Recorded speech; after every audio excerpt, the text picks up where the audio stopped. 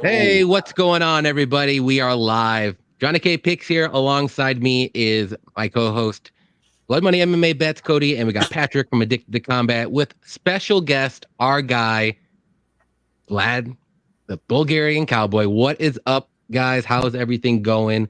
Start with you, Cody. What's going on? Are you looking forward to this card? Hell yeah! After that week off, man, I'm definitely looking forward to this. It's gonna have some super good fights on it. It's got some really good betting spots. I'm pretty convinced I got a couple really good betting spots on this card as usual. And then we're breaking down the fights with Vlad the Impaler, man. So there you go. It's always a good time, man. So I hope we get a couple threats. You know, he threatens you a couple times, you threaten him a couple times. I'm over under 20. That's what it's at right now. But no, man, it's a great day. We got our co-host Patty here with us, dude. This is a good day. We got fights back. It's nice outside. Let's go. It's gonna be yes, sir. Patty, what are you looking forward to this card? Yeah, I'm excited, man. Of course, I was already excited for Ian Kuntalaba and Felipe Lins, but I mean, with Cody with a max bet on Felipe Lins, I got to root for my boy Lins to get this job done. But man, there's a lot of chaotic fights where it's just, what's going to happen here between Johnny Munoz Jr. and Arichi Lang. There's a lot of question mark fights here. Joe Pyfer, Abdul Razak Alhassan. The main event is a banger as well, young versus old matchup. I'm excited. This is a low-key banger of a card. Right on. And we got our special guest, Vlad, in the house, back by popular demand. Everybody loved you, which we had to get you back on. So how are you feeling about this card, Vlad? What are you looking forward to? Today I'm looking forward. First of all, thank you for inviting me. And the second, about this card, I'm looking forward to some fights, not all of them.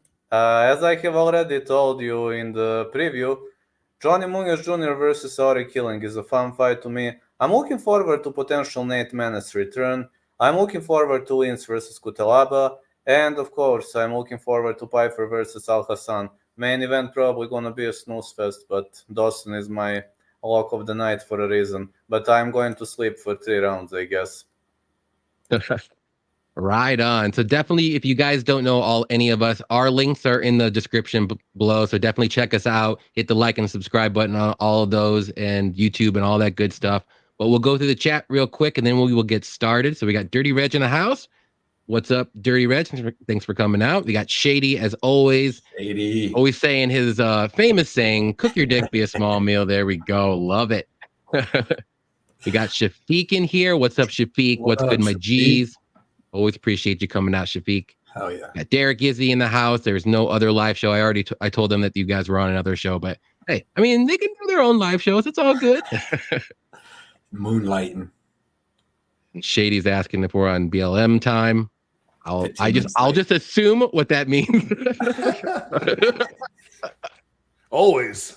We got Vulcan. What is up, Vulcan? What's up? He said Alhassan round 1 KO plus 1,000. I like those odds a lot. I like what you're thinking. Worth the spot.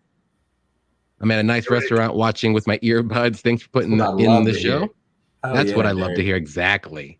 Love you sneaking in at work, anything like that. That little earbud and nobody knows. We got Flavio. What is up? He said, what's up, killers? Thanks for coming out as always. Hope you do well on your bets if you have any. And we got Bunny Hunter in the house. What's up, fellas? Demopoulos, Mendosa, and Belbita. Lots. Pays good. Okay. Probably pays good on a parlay too. What up, Bunny Hunter? We shall see. But we will get going with the first fight, and I don't have my Tapology page up, so I don't even remember what the first fight is. So here we go. It is going to be Montana De La Rosa versus JJ Aldridge. Patty, go ahead and start this one off. And I do have a bet on this one to kick off the night, so I love having action. The first prelim, especially a women's flyweight bout here, man. You got the consistency of JJ Aldridge, who doesn't do anything amazingly, but she's decently well-rounded against a lower level of competition. Montana De La Rosa is somebody, though, I think is much better than a 12-8-1 draw record indicates. She's going to be the larger woman here. I think she's got a more well-rounded game.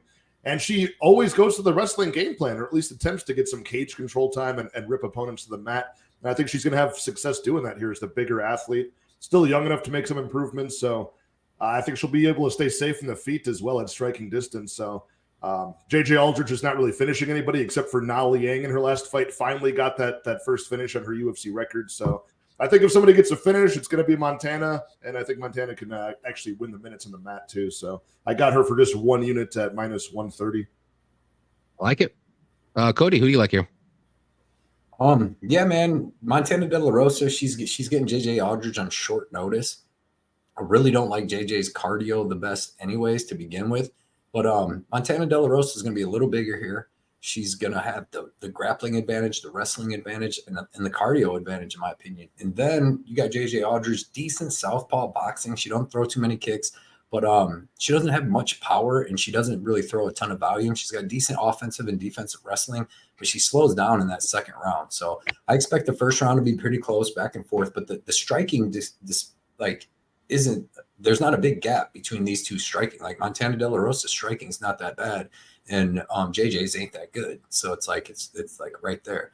And then you got to add in the size, the cardio, the short notice, all that. I think Montana De La Rosa starts taking over heavily in that second round, and either gets a third round submission. She's got 8 submissions in her career, or she gets the decision. So third round or decision, it's a pretty good bet. Right on. And Vlad, who do you like here? I think I agree with majority of the things they said, but JJ Aldridge is showing. I mean, did you know that she's a Taekwondo black belt? I don't know whether you knew that. I didn't know that. Well, she's having some good footwork. That could be her advantage. About cardio, well, I think over 2.5 is the best call for this fight. Like, if I must pick a side, I like to go with the underdog. But in this, if you ask me, I would call it a coin flip, really. Also, I'm worried what's going to happen if Aldridge gets taken to the ground. Like, her sweeps and scrambles are not the best. You've seen that probably. Like, she doesn't know to grab the arm. She's one of a few fighters who don't trap the opponent's arm when on the bottom, which is... I don't know. Her coach should have told her that it's a big mistake. Like, my coach wanted to expel me out of the training session when I forgot to do that. Right on. So are you going with the underdog here, or are you going to go with Montana? If I must pick a side, would go with underdog. But I think over 2.5 is the best call for this fight. Right on. Yeah, I'm also going to go with Montana. I'm not super confident, but I do think she does have the better wrestling, obviously, and I do think she'll be able to get those takedowns, especially later in the fight. On the feet, though, I do think it'll be close. I might give a slight edge to Aldridge, but I just don't like the short notice. She does kind of slow down, I've seen, at least in the third round.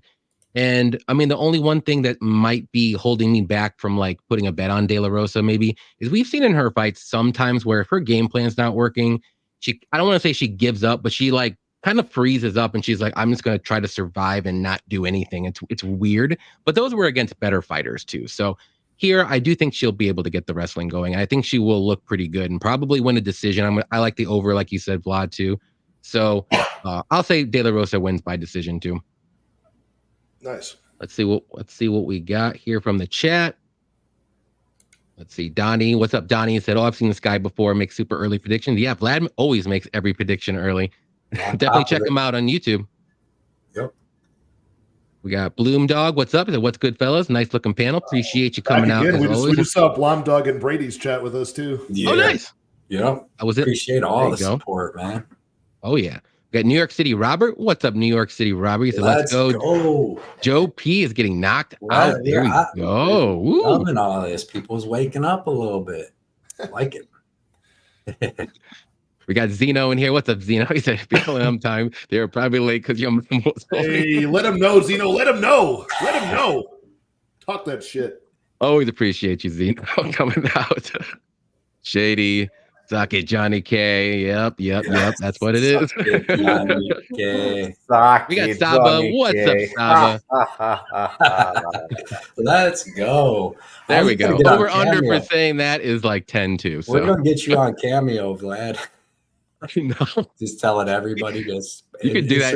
At the end, just go, suck it, Johnny K. I need one for Patrick. Hey, I'm Vlad. I'm going to need you to do that so I have one of them for Patrick, too. Because in our personal chats, I hit Johnny with that once a week. He does. We can record that if you want to. Like, I need it in my life.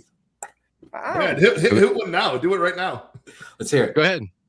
I'm going to embarrass that guy. Look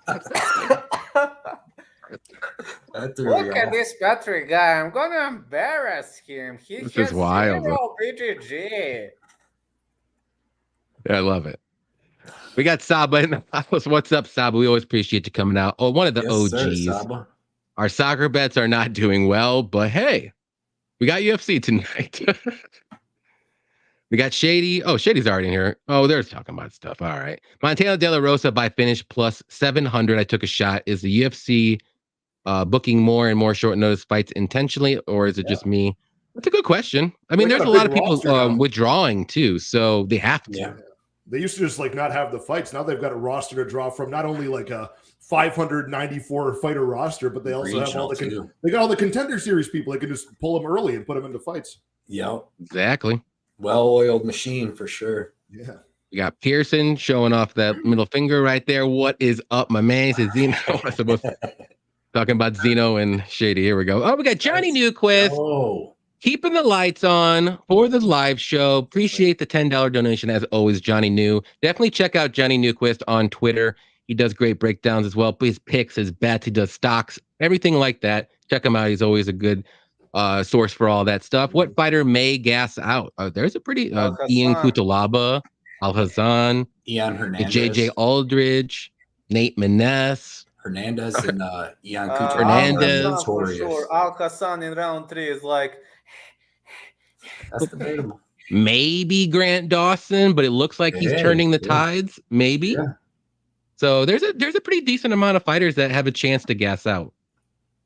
Saba says definitely Alex Hernandez. There you go. Yes, Alex Hernandez. Algal will never guess. I can which channel, but I can promise you if I had to block you, I'm a tolerant person, but I guarantee if I had to block you on some channel, you was saying some disrespectful stuff. So I ain't got no time for that in life, Jackie. But keep it cool.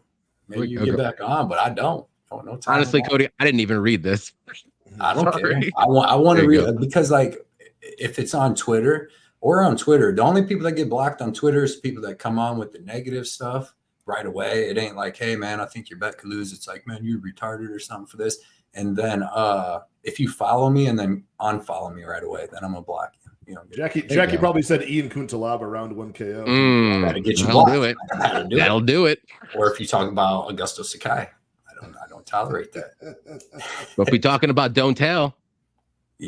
Don't tell. Don't tell. I can't believe, who did he knock out? What did he get? Arlovsky. He got Arlovsky. That son of a b. Flavio, I like those bets, man. That's a good one. Those should at least one of them should hit for sure. I like that sub. She's got 8 subs and then 3. Yeah, that's a good KO. Good play. We got Jake in here. What's up, Jake? Absolutely legendary panel. Love all 4 of you fellas. Definitely appreciate all the support. Love you too. Vlad, need you to say Ludo Gretz got him fucked on Thursday. Ludogorets бяха ban в четвъртък. Ludogorets загуба матча в четвъртък. I said it in Bulgarian. I feel like I can never learn another language. My brain does not work like that. We got MMA Jesus, Dev in the house. What's up? Mr. 8K himself giving us all of his support here. Ludogorets не спечели. Съжалявам, но Ludogorets не спечели. It means Ludogorets sucked, didn't win. Definitely check out Dev on YouTube and Twitter, all that good stuff. What up, guys? We got Bloomberg, a lot of potential gassers. I agree. Let's see. Don't tell gonna lose to Nascimento. Suck. I feel like Nascimento already beat him, didn't he? Did they already fight? I don't know. I didn't even know he had a fight lined up. I'm gonna bet. Don't tell. Shady bring out the Charlie Murphy lines. Just blind. Habitual line steppers. There are some habitual line steppers. Remember when Charlie Murphy was calling Rick James a habitual line stepper? Yeah. Dude, I just got another painting and it's freaking Dave Chappelle. Nice. He's like, come here. Doing the dude, I just had a whole brain fart. You said you got a whole bunch. How many you got? Like 3 or 4 new ones? No, I'm gonna have 8 total with the one Terminator Shady got me.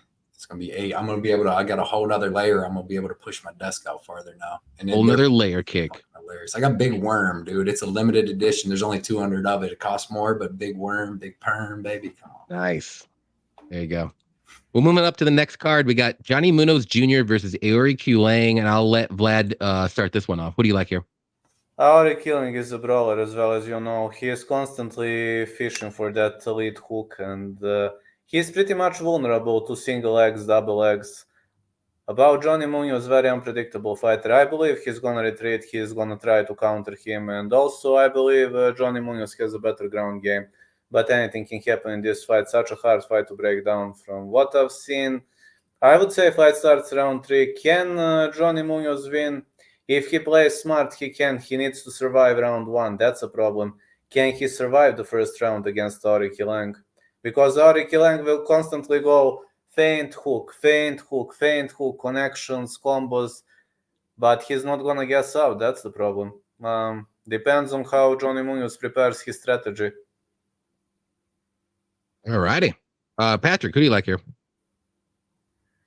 Yeah, I mean, this is one of the bigger question mark fights for me, because it's if I want to back somebody, I want to back somebody who's fighting for your dollar, and that's a Richie Lang. He definitely moves forward, throws a lot of volume, but his defense is not very good. As Vlad said, he's very open to getting taken down.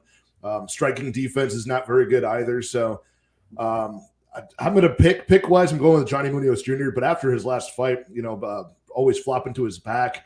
I think some of that was because he had a very tough opponent in Daniel Santos, was flashing early power and hitting his body with kicks. I think he became very timid, but not either guy do I want to back here, but I'll take Johnny Munoz to win just with the wrestling pressure and control time. But, man, he doesn't do much damage on the match either, so who knows how the judges will score if Richie Lang gets all his striking volume and Johnny gets some control time. Who could be a very big coin flip as far as the decision goes. Yeah, I agree. Cody, who do you like here? This is a tough fight to call. Just like you guys said, it's going to go striker versus grappler, and it's going to go one way or the other. I'm going to go with Aori Q Lang with not much confidence here. I didn't have no bets on this fight, but I just think that his defensive grappling is good enough to keep it standard for most of the fight, where he can piece up Johnny Munoz, because Munoz has decent striking if he's fighting Ludovic Shaolin, who has no striking whatsoever. Then he looks all right, but when he fights anybody, even like Nate Maness or who was his last fight? Santos, where it's somebody that's actually good striking coming at you, he just wants to try to grapple as soon as possible. But the only thing that keeps me off betting Aori Q Lang, because I really do think he wins, is the fact that he gets a little tired in that third round, and Johnny Munoz has decent cardio. So if he's able to put a pace on him, maybe land a takedown or two in the first and second round and wear on him, and then get beat up, but survive that in the third round, he could land a takedown and get a submission. And he's very dangerous off his back. So both these guys can get the win, in my opinion. So I just stay away from it. Jesus, it scared me. But yeah, man, I would stay away from it. But I'd take Aori Q Lang if I had to bet it. Richie Lang had one of my favorite debuts against Jeff Molina. That was a great debut. Was a fight that was on the prelims, just flying under the radar on a pay-per-view card, and it ended up being a banger of a fight. Yeah, very true.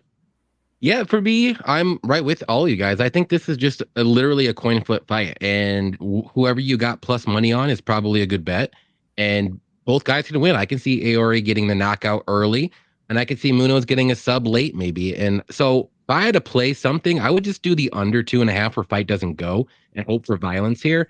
But for my pick, I'm going to slightly lean Munoz Jr. here. I just think maybe later in the fight, he can survive that first round and get the wrestling going. Aori's takedown defense isn't all that great. Not to say that Munoz's wrestling is amazing, but if he can get that fight to the mat, he's got good BJJ, and I think he can either win control time or get the sub late. So no real confidence, but if I had to bet for degenerate that I am, I should say, I would just do the under 2.5 and hope for violence.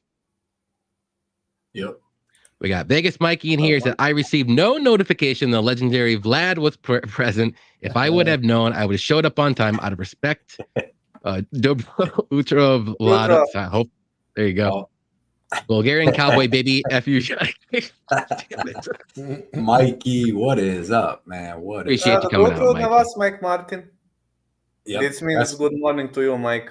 Mikey's in our Discord, y'all. He's always giving you shout outs, Vlad. So Mikey's the real deal. That's our boy right there. Yeah. I just put the thing on the Discord. I was on Brady's show earlier I forget to post stuff, man. I'm so busy. It's ridiculous. Yep. And we got Shady's on Aori, Moneyline, KO, and -1. There you go. In the words of the great Norm Macdonald, R.I.P., man, he said, as far as racial slurs go, Chinaman has got to be the least offensive one. I have to agree with that. That's That's a good one. Next fight we're going to do is going to be Kanoko Marata versus Vanessa Demopoulos. I will let Cody start this one off. I believe you can go ahead. But that's weird, though, because, like, if you're called, like, I would like to be called the Irishman. Like, that's a badass nickname. You know what I mean? The Irishman. Like, that's a bad movie. Like, so it's weird. It's mediocre movie. Great cast. Yeah. I like Hey, 4.5 hours long, though. I like how with the Irishman, too, they spent, like, some crazy CGI budget to make them all look younger. And it didn't work. It didn't work. Remember when he stomping the dude out on the Ave, on the grocery store guy, and it's just like... They should have just got clothespins to, like, pull their skin back or something. It would have been cheap. Yeah. I literally, like, had to watch that movie, like, within 3 sittings. I'm like, I'm only gonna watch like an hour and a half, and then an hour and a half, and I'll watch one more hour and a half. Which fight was we on? We're on Marata versus Demopoulos. There you go. Yeah, I got my stuff's all out of order. This yeah, you're good. This is going to be a good fight. It's another risky fight to bet, in my opinion, especially with that big money line. Marata, decent striking, southpaw, but I think it's just because she wants to wrestle, and that's her wrestling stance. She's got really, really, really good wrestling. Japanese wrestling. I accidentally on my video said Chinese wrestling. I got it for that. I got it. Ooh. But she's got good Japanese good wrestling. She's got good wrestling. You know what I mean? She's got good ground and pound. She's got pretty good jiu-jitsu. Didn't look that good against Verna Jandiroba, but she's a savage in jiu-jitsu. You know, she's top 3 in the whole division, I would say. But she's aggressive on the ground. When she gets to fight to the ground, she's throwing elbows. She's throwing just crazy, violent ground and pound. I like that. We got Vanessa Demopoulos, who's got decent striking. It's not great, but it's not bad. You've seen her drop Maria Oliveira. She can throw. She's definitely going to have the better boxing here, this fight, for sure, in my opinion. But when it goes to the ground, you got Demopoulos, who's a black belt in jiu-jitsu, and she's pretty dangerous. She's got a nice arm bar, which that's what would keep me away from this fight, because, you know, Kanako got her arm broke in the last fight by Jandiroba, and, you know, if she gets in one arm bar, it's like Jessica Rose Clark. I was actually doing tape last night, and you seen when she got in that arm bar from Lisboa, it's like, I don't know. I think I'm gonna head out now, because she just got her shit snapped and did all that surgery. So that worries me, that even if an arm bar ain't in super deep, she kind of wants out of there. But Demopoulos does have good arm bars and triangles off her back. So it's gonna be a super interesting fight. I'm gonna say that Marata is able to get the takedowns, survive the jiu-jitsu, land a bunch of good ground and pound, and get a dominant decision. But it's nervous. It's dangerous, because this fight's going to be on the ground a lot, and that's where Vanessa really wants to be. And I think she probably has better jiu-jitsu than Marata. So it's going to be a little cautious on betting this fight. There you go. Patrick, who do you like? And I love Marata in the spot. I really do think that the money line isn't even that far off, to be honest with you. She's just a better athlete, in my opinion. Now, unproven, she is still 1-1 in the UFC and coming off of an over 2-year-long layoff, but she's not that old. She's a younger woman by 5 years. I just think she's so much stronger, in her tenacity in the wrestling to go to that game plan never takes her more than like a minute or so to attempt that takedown. And she'll just have the positional awareness on the ground where, look, if you're back in Demopoulos, like, yeah, you're getting the plus money on a women's fight here, but at the same time, like, she's got a Hail Mary from guard chance of getting a submission, in my opinion. So she's pulled it off a few times, even a beautiful inverted triangle on San Luis a while ago. But Kanako Marata, she's not going to be a quick tapper. She's been in several deep armbar attempts before, never tapped out. I believe she got submitted by the former UFC fighter Rin Nakai back in Risen, but other than that, she's been very strong, and I think she gets the job done. She could potentially even pull off a submission of her own. You saw against Ronda Marco, she was deep on a Darce choke at the end of the fight. Vlad, who do you like here? I just have to add something to Blood Money MMA bets. When you were talking about triangle defense, well, I've noticed that Kanako Marata, when you try to catch her in a triangle, she does this. I don't know whether you noticed this move. I mean, you have that move in wrestling when somebody catches you this, you know, to push, to create some space. But truth is, she is extremely vulnerable to arm bars, even off the bottom, and that kind of worries me. That worries me so much I didn't bet this fight. I would risk with Marata, but I think again over 2.5 would be a good call, because listen, Jandiroba, according to my mind, is better in BJJ than Demopoulos. But again, if you're going to talk about the armbar, I think it's even. I think both of them are very good with armbars. And have you seen like position of Vanessa Demopoulos hips? They are pretty much high compared to Jandiroba's hips, which could be normal because Vanessa Demopoulos is a smaller fighter. I mean, she has to tilt her hips up, otherwise she won't be able to finish. Like Marata has the opportunity. I don't know whether she will remember to press when somebody is going for the armbar, either this or press. I don't know whether she's going to remember that. If Marata is on the top, Demopoulos can copycat Yulia Stoyarenko, if I remember well. She is also very good with arm bars. But, it's all about one technical detail that could change the fight. Right on. Yeah, so you like the over 2.5 here? I love hearing Vlad's technical breakdowns of the grappling, too. And you got a fight coming up early next year, right? Yep. Right, Vlad? We are targeting March or April, but as soon as Vlad recovers, Vlad will let you know. I'm still recovering from Achilles tendon injury. I was wearing a cast. My Achilles tendon snapped in 3 places, so I'm still recovering, learning to grapple. Well, I got the video. Of it when Johnny flew out there. Got him in that go Plata, rip Vlad's. We're not going to release it, though. We're not going. Don't release it yet. Oh, no worries. Next time I'm going to finish Johnny with an armbar. Let's go. Take it home with you too. Just keep it. Just take the whole arm with you. Or we can go with the buggy choke if you want. Oh, buggy choke? Either one. That's buggy choke is not difficult. Many people think it's difficult. It's not difficult. And your wiener's kind of towards his head too. So that's fucked up. Oh my God. I think that's why he wants that. He's just on you. Yeah, gogoplata is harder than buggy choke. Buggy choke is actually very easy. You're crazy. All right. Where am I? Okay, I'm gonna go with Marata as well here. I do like her wrestling a lot, and I think she can be able to get the takedowns on Vanessa. Vanessa is tough. She hasn't been finished in her career, so I think this fight does go to the to decision. So Marata by decision, or you can do the over 2.5 as well. I like that play. I would say Vanessa's really only chance to win this fight is if she can get that armbar. I don't see a knockout from her. She does have some power in her hands, but I think this fight's mainly gonna be played out on the mat. So to me, I just think it's armbar or bust for Vanessa, and I think Marata can stay safe for 3 rounds and win a wrestling decision here, basically. Dude, our chat's killing it with jokes. Like killing. Oh boy, here we go. Let me look at this because there's a lot of them. We got hold on. We got Dev saying Marata's a lock. There we go. Shady likes Vanessa. We see that. Mushroom MMA is in the house. What's up, Mushroom? Says smash that like button. Definitely check out Mushroom on Twitter, Instagram. There's the one. And YouTube, all that good stuff for Mushroom. He does great stuff each and every week. Johnny K's cats are not here. I'm trying to call them. This one. Yeah, they're sleeping. They're lazy over here and over here. They're everywhere. They can't hear you though, but it's all good. This was hilarious. We got Jenna Marie in the house. What's up, Jenna? She said, "What's up, fellas? Definitely appreciate you coming out as always." Vanessa is a stripper. Yup. Injured like real Russian. Okay. Over I'm Bulgarian, I'm not Russian. There you go. Over is third round. Yeah, third round, 3.5 minutes over. Yeah. 2:30.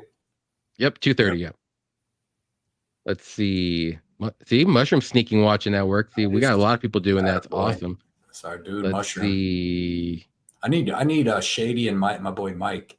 Them dudes to talk. Dude. Them dudes are great. They got the same. They're with us. We got the same little thing. Johnny will lose to Cowboy just like Charles will lose. Oh my God. Oh, Islam will smash your boy. Jeez, you are coming. Up, you are coming for the head now. This is crazy. Okay, Johnny, I will go with Isaac choke this time.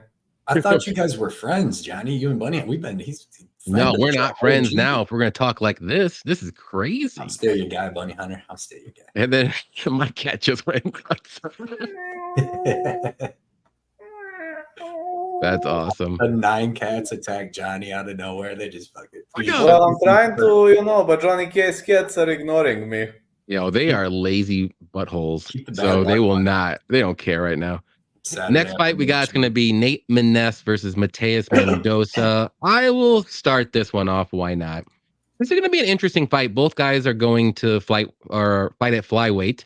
Maness last fight was at flyweight, but we only got to see like 2 minutes of him fighting, and he lost by submission. But he has the death cut, man. He looks bad every time. Actually, Mendoza looked good on the scales. He looked like he was energized, ready to go.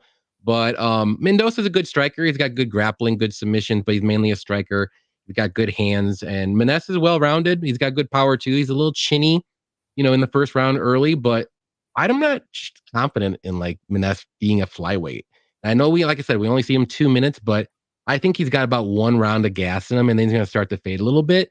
But I don't know about Mendoza's gas either, because this is his first fight at flyweight too. So I'm staying away from a betting perspective, but my pick is going to be Mendoza because I just think he's the more dangerous guy on the feet.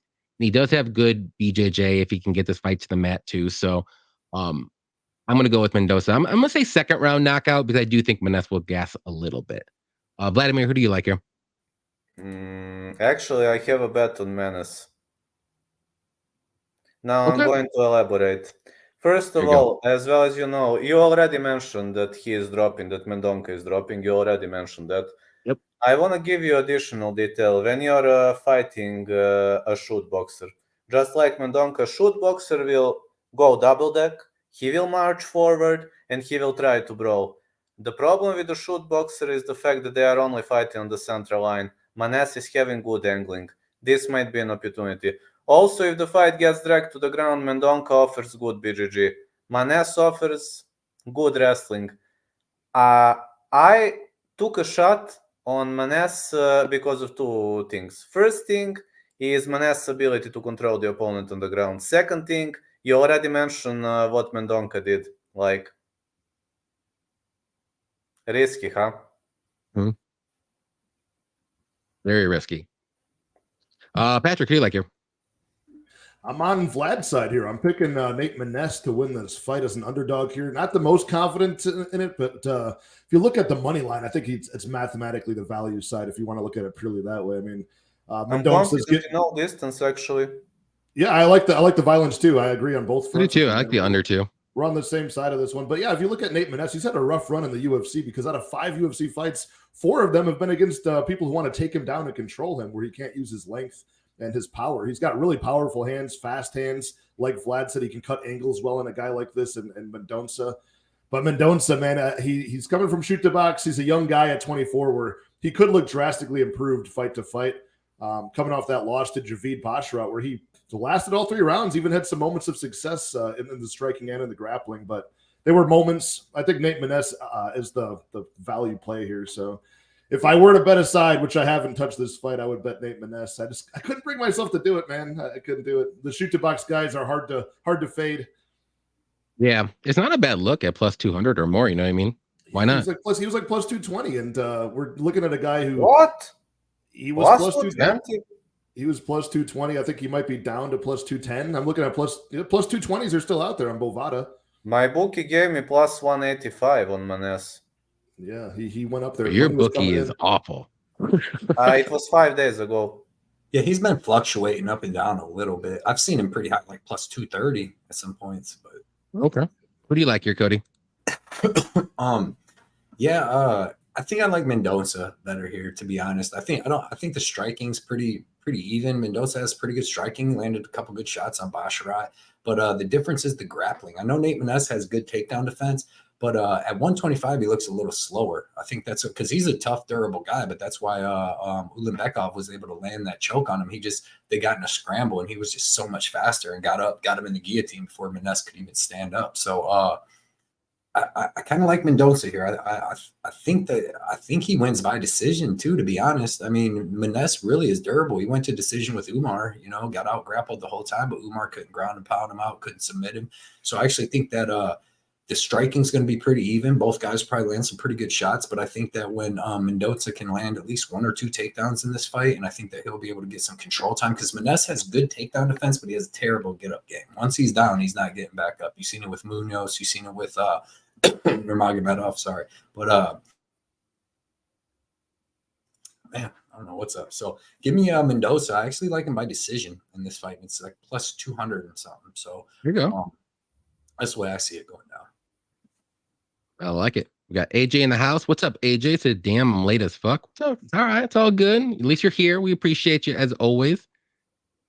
Johnny New likes Nate for the upset. Will land more good striking defense, fought better competition. Okay, yeah. I can see that. I think this fight is pretty close to pick 'em. It should be. Risky, yeah, for sure. Bunny Hunter likes Brazil. Lock it in. There you go. Nate looked like the machinist. Great movie. Great movie. Yeah.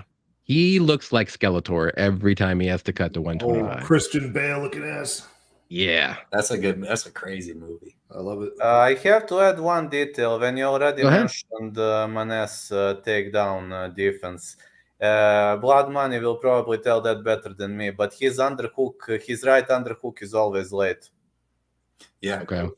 He's a big dude for either this weight or bantamweight, so it seems like he's always at a speed disadvantage. That's why, dude, Luke Sanders was taken off on him before he did what Luke Sanders does. Lose Hernandez and loses in the second. And then Tony Gravely, dude, sent him to the shadow realms, but he had 5 seconds. He would have won. Yeah. So he could be 1-4 in the UFC, but I don't know. Mendoza looked really good against. Amazing comeback, though. You got to give the credit to. True. Yeah. Not only Keith Peterson for just ignoring the fact that he was unconscious, but he was because after he got dropped, he got hit a couple more times, and then the round ended, and he was still reaching out for Gravely. No idea where he was, man. No. He probably thought the fight started in round 2, honestly. And then Gravely, obviously, he blew his wad a little bit going for that finish, and yep, sad. Derek said Maness in round 1, live bet Donka after round 1. There you go. Oh, Donka. Mendoza by flying knee. Definitely could happen. No love. With no love, he said Dawson over 2.5 takedowns at -160 is a safe bet. I like that. The only way that loses is if he finishes him on the first takedown, right? The first or second. Yeah, that's what I was gonna say. You're just hoping he doesn't get the back in the first takedown, because I think that might be game over once. If Dawson has 3 minutes to work with and he took the back, it might be over. I like a unit or two on that more than the Dawson, parlaying Dawson or the Dawson money line. Obviously, that cuts it down. He's like a -520 favorite. So if you get -160 in his method of victory, I like it, dude. You get the under 3.5 for -160, and I think one of the dudes' games works by then. You know what I mean? Mm-hmm. Dvorak and Maness, the same guy. Yeah, they kind of look similar. Yeah. I like Dvorak's skill set, but if you're looking at appearance, he's just I like Dvorak too, but he's just a weird guy. He just doesn't put everything together. It's weird. Yeah. Who's that? Dvorak. He's well rounded, but he has really bad game plans, I guess. He's good. He's just been fighting the best in the world now. That's true. I think so. Yeah, we got Vasco in here. Yeah. Yo. What's up, Vasco? It's a hell of a long time. Hope everyone's doing well. Just started working, going to make some bets. So today I'm going to listen and learn today. There you go. Appreciate you coming out, Vasco. We missed you there. Yeah, good to see you again. We got Pink Floyd in the house. What's up? He said, I'm late. Has Nate talked about why he fights at Fly? I don't know why he does. I haven't heard anything. He's a big bantamweight, dude. 5'10" at bantamweight. You know what I mean? That's huge. Yeah, you should just work on getting stronger and better at bantamweight than to try to drop down. I wonder if James Lynch ever had him on the show. He probably would extract that out of him. He's a great interviewer. That's why Hernandez is going to get beat up. Hernandez's big thing was speed and power at 155, but when you drop to 145, when bigger dudes drop down and they had a speed advantage at their weight, now they don't have that speed advantage no more, and they're just a dude. You seen Dan Hooker versus Arnold Allen. Arnold Allen isn't the better fighter really, but he was so much faster and just hit him so much quicker. Destroyed him. I mean, very rarely ever does a weight drop work. Jose Aldo's done it good, and Edson Barbosa. Them's the only two, and maybe Frankie Edgar, but he was already naturally should have been that way. You said a weight drop? Yeah, drop it. Oh, okay. Yeah. Going up, dude. What about your boy Felipe Lins? Yeah, well, him. I mean, champion. What about Buckley possibly? I was gonna say, they're just getting down there though. But yeah, no, especially bigger dudes though, they can maybe drop it a little easier. But yeah, these other dudes like Dillashaw, everybody going down, but people going up, Cejudo goes up still. Jared Cannonier. Boom. Yeah. I agree with Blom Dog as a good Blom Dog's got a good comment here. A sign of mental weakness when they have to cut Cejudo. Mm-hmm. That's Henry Cejudo. Yeah. So basically, that's your favorite fighter, as we were trying to say. Oh no. Triple C. Oh no. Maybe. Oh no. We'll move on up to the next one here. It's going to be Karolina Kovalevich versus Diana Belbita. Vladimir, who do you like here? Very technical fight. Kovalevich, since discovering Hashimoto disease, she has pretty much modified her food and modified her fighting style. Right now, well, I can say she's fighting better than she used to fight, but I still believe if Belbita keeps the fight on the feet that she could win the fight. Question is, can she keep it on the feet? That's a question. Believe it or not, Belbita was born in a Romanian city very close to the Serbian border, called Robeta Turnu Severin. Very, very close. Like, Belbita has a lot of fans, even in my state. Like, many people believe that Belbita has a good potential, but this is her like top 15 or not top 15 bout. She has to keep it on the feet. Can she do it? Well, that's gonna be hard. I mean, I like the value with Belbita, honestly. I really like that value. I think over 2.5 sounds safer, but if you say like pick one, I would probably risk with Belbita. I hope she will be able to keep the fight on the feet, because if Kovalevich takes her down, she will probably fish for the back. And Belbita can survive on the ground, but I don't think she knows to, I don't think she knows to perform a toe hold, which could be a perfect counter when somebody takes your back. I've never seen Belbita doing toe hold. Cody, who do you like? You're muted. Man, I've been back and forth on this fight all week, dude. Both girls have their advantages, but like these are all step downs in competition for like Kovalevich. She's fought like the best in the world and done pretty good with most of them, where Diana Belbita struggles even with like the lower level girls of the division, like Gloria DePaula.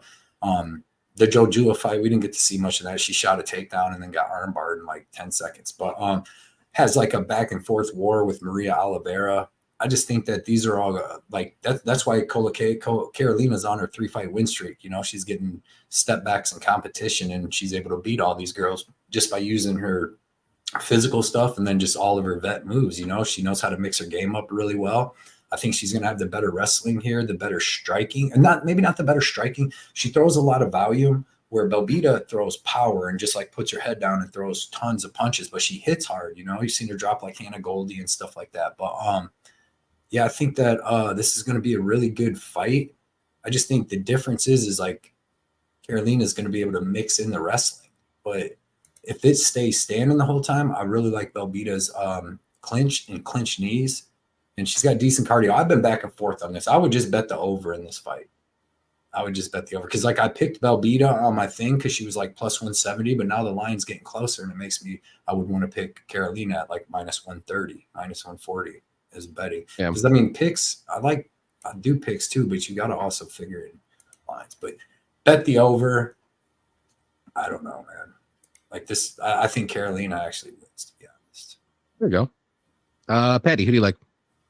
Like Carolina, I've got a 1-unit bet on her, that minus 131. Once the line dropped, like Cody said, in the middle of the week, I hopped on. I think she's the much better striker, more defensively sound as well. And everybody's taken down Diana Belbita, except for the one woman that was just able to armbar her. And what was that? Jojua. So, yeah, I think every front, I think Carolina's better, except for, of course, somebody in the comments saying the weight cuts are probably not getting easier.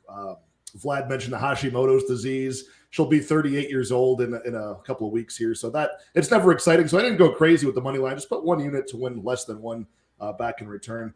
Vlad, you said that Diana Belbita's from around your area, around Romania. Pretty good looking girl, man. You ever think about sliding those DMs and asking her out? Yeah, why not? If she ever returns to Romania, like her city of birth and my city where I live are only 150 kilometers away. Yeah, man. Hey, well, let's everybody in the chat go put in a good word for a guy, Vlad. Go slide in Diana Belbita's DMs. Drop his YouTube link. Yeah, don't forget, please send Diana Belbita my YouTube channel. Please do it. I got you, me, bro. please. I got you. I'm the Bulgarian cowboy wingman. I got you. That'll be your next interview. There you go. I would love to have her on my show. Oh yeah. On a lot of things. On the dirty. Yeah, I'm gonna go with Kovalevich here. Actually, I like her striking a little bit more as well. Even though Belbita will have the reach advantage, maybe the slight power advantage as well. But both fighters aren't really finishers or anything. But also to Carolina, if she does mix in that grappling, she will have the edge too. So on the feet, it will be a close fight. I'm gonna lean Carolina, But if Carolina can get that grappling going, maybe get a takedown, stuff, anything like that, I think she'll definitely win this fight by decision. I could see 29-28, maybe even a split decision, but I'm going to go with Carolina to get it done. I like her experience too. But, the younger fighter is Belbita, so we don't know. But just Belbita's never really impressed me between her fights. Like every fight just looks the same. I've never really seen a lot of improvement with her. So I'm going with Carolina because I've seen improvement in the last 3 fights. And I know she's older, but going with that, see what happens. We got Bunny Hunter saying Belbita, lock it up. We got Zach in the house. What is up, Zach? Talking fights is better. There you go. Talking fights is better in the ears than Juice World with leg day. There you go. What's up, Zach? Dude, how are you feeling today, Zach? I slept like a rock. We went to war on bench press yesterday. It was oh boy. We both tied it. We both tied at 415. This guy's a savage. There you go. Man, Jesus. That's crazy. I got Real Fight Picks. What is up? He said Johnny K is minus 150 now. Vlad's plus 135. Vlad was recently seen training with James Krause. Suddenly, money started coming in on Johnny K. Jesus, man. Well, I can always do a legal move, so you can win via disqualification. Grab him by the dick. We got 138. Tyler in the house. MMA. What is up? He said Belbita has all the physical advantages. Something to note. That's true. Yeah, he's younger. She definitely be bigger. Does. Dude, definitely check out 138 MMA on Twitter and YouTube as well. He does great stuff each week for every promotion. Dude, 138 MMA was training with. He got some training rounds in with Mr. Drew Dober. True. So with Tyler teaching him the ways of the kickboxing, man, that's a lock. Drew Dober, this fight card. Inside info, baby. Tyler knows what's up. Pink Floyd said KK slowing down rapidly. Looks like the weight cuts are getting hard. That can be true. She's getting older, so yeah, she slowed down against Gomez. After one round of grappling, she didn't get another takedown. It looked, a little slower. A lot of Fireside said a lot of ladies fight out of arm bars like Penny threw up, not KK. Okay. Belbita decision or split. Range strikes from Belbita. I think she would be a bit quicker. I don't know, actually. I don't think her striking is that quick. That's just me, though. She definitely got more power. She's got a little bit more pop for sure. She's more aggressive too, man. If she could get some stuff going with that clinch, I'm telling you, her clinch knees are phenomenal. Yeah, and you can't overlook the ability for a 27-year-old to improve too. She could tighten up. True that. Exactly. We got AK in here. What's up? The Carolina sub plus 650. Not a bad sprinkle. Not bad. Belbita has been sub 4 times. That's true. True that. We got Novo in here. What's up, Novo? He said, let's go. Appreciate you coming out. As always, the man, the legend, getting it right. The Quack MMA. What is up? The Quack? What up, the Quack? Yes. Duel is plus 275 right now, boys. Going down. People smartening up. That's crazy. That line was ridiculous. We never stop. Never stop. Can't stop, won't stop.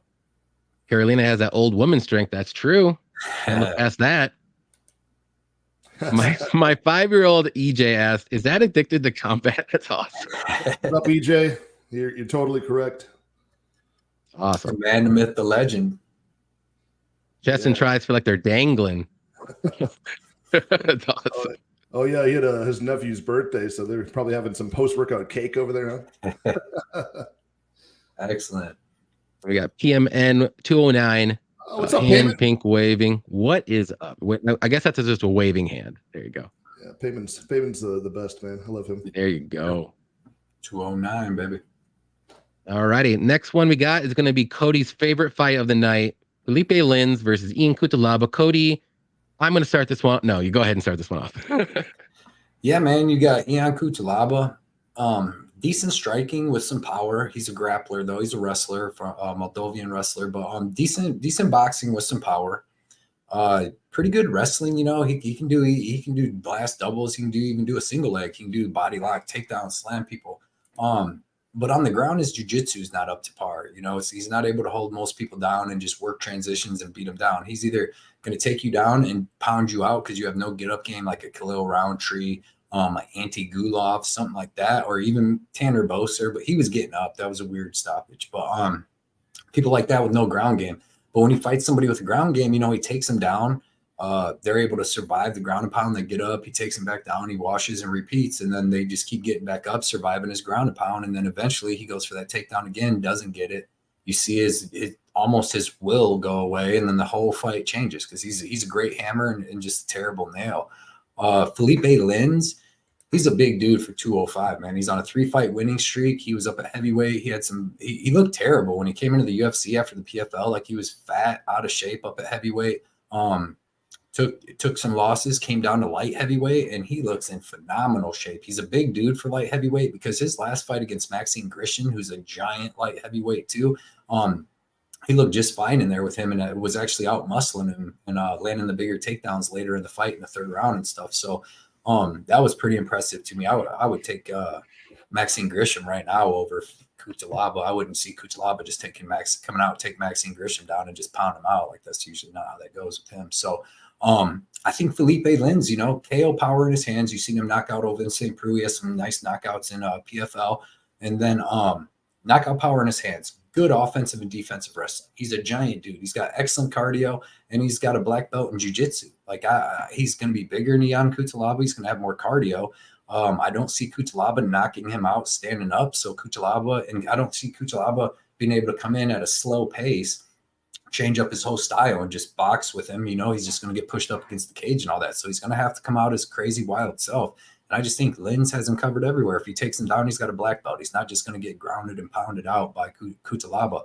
And if they stay standing, he's got good striking with both hands. Like, he has better striking than Cutelaba. Like, Cutelaba really wants to grapple. Cutelaba has -4 fight IQ. Go watch all of his fights. He hits like Kennedy Njoku. Hits him, boom, rocks him. What's he do? Oh, I'm going to run in and shoot a takedown. Like, he has no fight IQ. Great hammer, bad nail. Like people like to say, kill or be killed, but like, there's a lot of people that kill and don't get killed. You know what I mean? The dude gives up once it don't go his way. That's all to it. So I see him doing the same thing here. I see him coming out, going hard, Lins surviving it all, and then Lins putting it on him in that 2nd or 3rd round. So I like Lins inside the distance. I have a max bet on Lins. I bet him at -125 and then got him at +125 too, because I don't know how somehow it got bet that way. I just don't understand how people bet people that gas out. Like, you got one round. Like, you bet Cutelaba and he comes out and they start fighting, and you look, and the next thing you know, there's 2 minutes left in the 1st round, and then you look again and there's 34 seconds. And then now your fight's pretty much over. It's like betting Terrence McKinney or Alexander Hernandez or a bunch of these other guys, man, that come out, they go hard in the 1st round, and I make it a point not to bet them. And then when you get them dudes against somebody that's like a cardio machine, you have to take advantage of that line. So I like Lins. His cardio's looked good. He looked great in his last 3 fights. I'm not high on Cutelaba. I'll never back somebody that quits. That 1st round or bust. So, can I ask a question to you, Cody, about that? When you bet this fight at the favorite odds, did you intend to do a max bet, or did you just add that on after it was plus money? Well, I didn't want to max bet him at the -125, but I mean, I've already had a big bet. I think I already had like 325 on him. You're pretty much there, and then once it became plus money, you doubled down. Yeah, I'm like, fuck yeah, because he should be -180 or more. Like, you've seen, like, Ian Cutelaba has showed everybody exactly who he is. He's 3-9 in his last 9 fights with 6 finished losses, or 3-6 in his last 9 with 6 finished losses. Like, he showed you who he is. And when he's fighting a guy that's got him covered everywhere, like, I don't understand how people can see in their head that Cutelaba just comes out, takes Lins down, ground and pounds him out. Like, grappling's never really been the way to beat Felipe Lins. So I don't know. We'll see. I'm just high on Lins here, man. And he looked great at weigh-ins. I mean, he's in great shape again. Dude hits hard with both hands. Dude's got a great clinch. He's got a good offensive, defensive wrestling, black belt. Cutelaba's got, wrestling, bad BJJ, good ground and pound, and no heart. So, Right on. Well, we're rooting for you, man. Vlad, who do you like here? I think I'm going to support everything Blood Money said. He literally said everything I wanted to say. So, fight not going the distance, safer pick, but I think Lins has better chances to win. Also, for a Sambo fighter, Cutelaba doesn't show much of a fight IQ, definitively. Like, Sambo fighters, never seen Cutelaba going for legs, for leg locks or something like that. And Lins is not defending legs at all, but Cutelaba just wants to stand and bang and probably shoot in when he doesn't have to shoot in. Like, Sambo fighters are known for leg locks. I don't know how that guy, he's been the Sambo champ when he never attacks legs. There you go. Patrick, who do you like? Yeah, man, I had to go with the plus money side on this one. I'm not as confident in Felipe Lins, but Cody's certainly making me more confident in the pick. But at plus money, I think it's a no-brainer.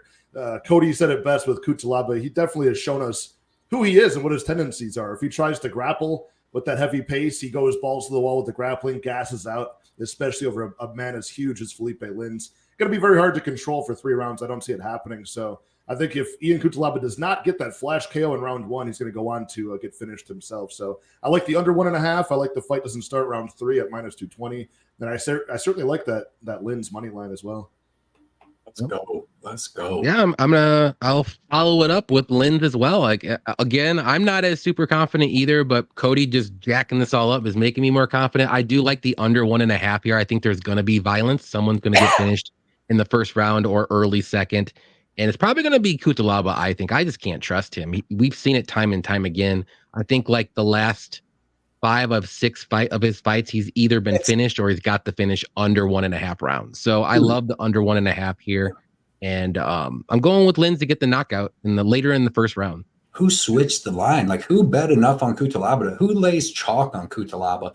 And I can tell you a couple guys.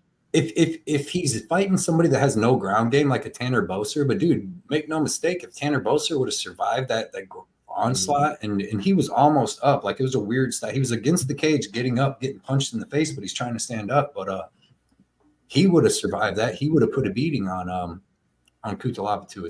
Now I definitely know why Johnny K drinks beer. He is a hidden master of drunken fist. The drunken master. Oh shit. That's the good that Jackie. My secret. Man, Cutelaba is one of my favorite fighters in the roster currently, though. Like, it has nothing to do with. He's so wild, man. I love it, and he has so many good moments early, and just always gives it up. You know, so, it's a negative fight IQ, dude. Like the fights, the back-to-back fights with Magomed Ankalaev, he comes up like an absolute wild man. It's so fun to watch. Plus, he's chinny a little. Oh shit! Now here we go. We got one. She wants to jump in the little thing right here. Yeah, she's crazy. Novo asked if we already shared your bets and parlays. We're doing it as we go. So if you listen up, you get some of those good picks here. Or you can check our pages out. You can always see our bets. Yeah, they're all posted on our pages. What are your 2 or 3 most confident picks on Bellator? I didn't do any Bellator research. If anybody else has any, you can. Usman and Cyborg. There you go. I'm pretty confident in. I got a bet on Yagsha Muradov. I think he gets that win. I like Liam McCourt as an underdog, possibly by submission, and I like Lorraine Santos as well. Okay, nice. I can't stand that guy, Yagsha Muradov, but he's probably my 3rd most confident call. Yeah. This is a crazy bet. What do you think of the same game parlay of Lins over 1.5 and under 2.5? So in between. I actually kind of like that. I really do. That could happen. That's crazy at my plus 2 or plus 900. Yeah, I kind of like that because I really do think that. Like, I even have it in the back of my mind that Lins, might not even finish Cutelaba. Like, if he just does what he was doing against Grisham, holding him up against the cage, beating him up, when they come out, he lands some big shots, go back to clinching. But in the small cage, that's what's even going to make these dudes fight even more. And Lins is just going to wear on him. But I kind of like that. But I just like Lins. If you can get Lins at plus money, that seems like the play. Yeah. It just likes Lins by finish as well. Nova said, Maness is a sniper. I watched a lot of tape this week on Ian. I cannot be anything else than entirely agreeing with you. I feel like the man has shown everything he can achieve at this age. There you go. Lins being 38 is the reason why the odds are the way they are. Which is crazy. It could be. Like he's on all the juice in the world. Like, there's not many 38-year-olds have a giant 6-pack. It's crazy. We got Triple C Chronic Combat Conversations in the house. What is up? He said, let's cash some bets today. Indeed. Definitely check out these guys on YouTube, Instagram, and Twitter as well. They do great stuff each and every week.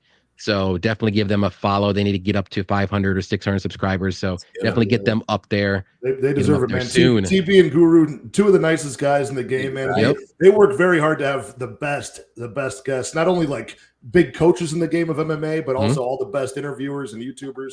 They do a great show. They had Pravola recently. Yeah. Great dudes. Great dudes. The line round 2, 3, and 4 sub seems pretty live to me. That could happen for sure. Yeah.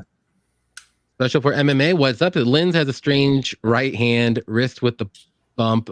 Looked like an injury. Okay, I didn't see that. Could be, but maybe. Love the cigar, Patrick. Didn't have a hat, but found a different prop that would work with. There you go.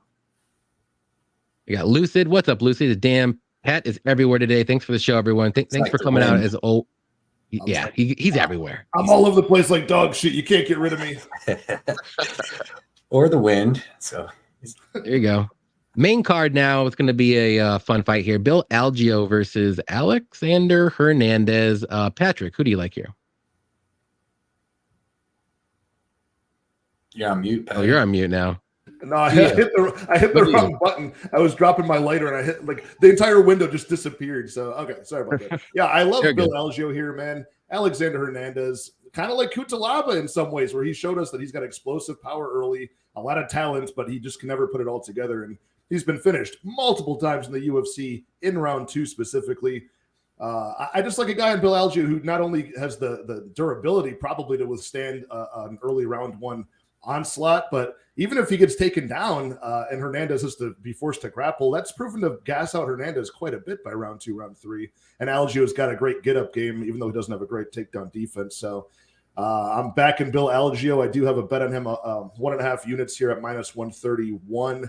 And I do have a quarter unit sprinkle on the round 2 and round 3 finishes for Bill Algio. Not the round 2, round 3 sub, just the round 2, round 3 finish, because man, you get a guy like Hernandez death gassed, he tends to fold by any means necessary. It might be by TKO, might be by sub. So I like that spot for Bill here.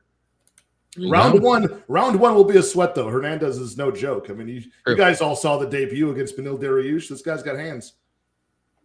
Yep. Cody, who do you like? Yeah, everything Patty just said, man. It's the same thing. Like Algio, like, all right, so you got Hernandez dropping down to 145 again from 155. His first drop down here, they put him up against the 5'11" dude with cardio and freaking durability. And what happened to him? He come out, he beat the crap out of Billy Q for the first round, and then he came out, he was about in the second round, no pace was put on him. He beat the crap out of Billy Q. He comes out in the second round, he's about 65% of himself. Billy Q is still 93% of himself, so he proceeds to put a beating on Hernandez. Same thing here. You got Hernandez dropping back down to 145 again. The dude already gassed at 155. He had already slowed down at 155 because he's fast and explosive. Now he's come down to 145, where he's going to gas even more because you didn't eat the same amount of food and got all the same nutrients and stuff you were getting before. And I just feel like it's weird. He comes down like the UFC or his manager. Either the UFC hates him or his manager's dumb, because your guy slows down. So why would you have his first fight at 145 come down and be Billy Q? Like I said, do with cardio, do with pace, do with durability. Then your second time coming back down, you put him up against a guy that's 6 foot tall with durability and cardio. Like he's taken terrible fights. Like there's so many other people he could be fighting at 145 and probably beating up, but these dudes are just bad matchups for him, period. I like Algio here. I know, like Patrick said, Hernandez is dangerous. I don't think he has the power at 145 that he did at 155, but he's definitely dangerous. And that first round is going to be super tough. And hopefully he comes out like Bill Algio does. Bill Algio usually throws so much volume. He throws a ton of kicks, front kicks, head kicks, body kicks, to where people just want to grapple him. They're like, fuck this, I'm done. I'm going to try to take this dude down. They take him down. They're like, damn, that was easy, but he got back up. Let me take him back down. They slam him down again. He gives up his back. He gives up his back every time they get up, even against good jiu-jitsu dudes, but he keeps his elbows in tight and does not let him ever sink them hooks in. And he gets up to a knee, gets up, boom. And then they start wearing on themselves, man. And then he starts taking over. And now from his first fight with Ricardo Lamas on short notice, his wrestling defense is getting a little bit better, and his jiu-jitsu is getting better and his ground and pound's getting better. And everything, I just feel like he's improving, even though he's older than Hernandez. Like he's got all the durability. He's got all the cardio. He's very well-rounded. Like I know Hernandez is crazy tough in that first round, explosive, powerful, but I just think Algio survives that and then just starts beating him up, gets that second and third round. I don't know. Like he's not really as much of a killer as Billy Q is. You know what I mean? Billy Q maybe even has a little more power on the feet, but he will push a pace. So I don't know. I'm liking the third round or decision for Bill Algio here. But I mean, you're getting him at plus money. That's already like good enough odds. You know what I mean? I just looked right now. He's at plus 100. But I like Patty's bet though, man. That second or third round sub for Algio. That, you know, plus what was it? Plus 1,100 or something crazy like that. That's crazy. I put that on Brady's show as the best bet. But what I personally have is I just have 25 on round 2, round 3, just in general, which is at plus 800 and plus 1,200 respectively. I like that too. Vladimir, who do you like here? I'm gonna go Algeo by decision. Algeo by cardio advantage if he survives round 1. So I'm pretty confident that this is a hard match for Hernandez because sooner or later he has to gas out. But his submission game is good. His striking is good. Again, Algeo is hard to finish. Very, very hard to finish. Kind of reminds me a bit of Matthew Samuelsberger. They have some similar moves, some similar scrambles, and even some similar BGG moments. So Matthew Samuelsberger has always been known as a very hard guy to finish. Like, I think Algeo won't get finished in the first round. So I would go Algeo by decision, by cardio. There you go. Yeah, I'm gonna agree with everybody here. I like Algeo a lot here. I like his pressure, pace, cardio, all that good stuff. He's durable. Hernandez, like, I'm just going to echo everything. Hernandez is dangerous early, and a lot of his finishes have come in the first round. I know he just beat Miller by decision, but look at him in the third round in that fight. Like, he wasn't looking all that great, and Miller looked really good, and he almost got him out of there very late. If he had like 30 more seconds, he may have got that rear naked choke. So Hernandez is going to start fading after the first. So to me, I think, like, if you like Hernandez, just do either like inside the distance KO or like first round KO, because I don't see him winning decision here because Algio's the volume guy here. He's going to have the better cardio, and especially in the later rounds. So I like Algio here to get it done by decision. I'm going to say it could be 30-27 or it could be 29-28. Either way, I like him to win. So I got to bet on him too, just money line at minus 135. But I'm seeing that at plus 100. I just might double down because why not? I'm pretty confident. There's not a lot of confident bets I have on this card, but that's one of them I like a lot here. You know what scares me in this round 1 with Algio is his hands being down and how fast the early hand speed is of Hernandez. True. TJ Brown with good shots. Yeah. He could eat that straight left from Hernandez early on. Just not even have his hands up. Oof.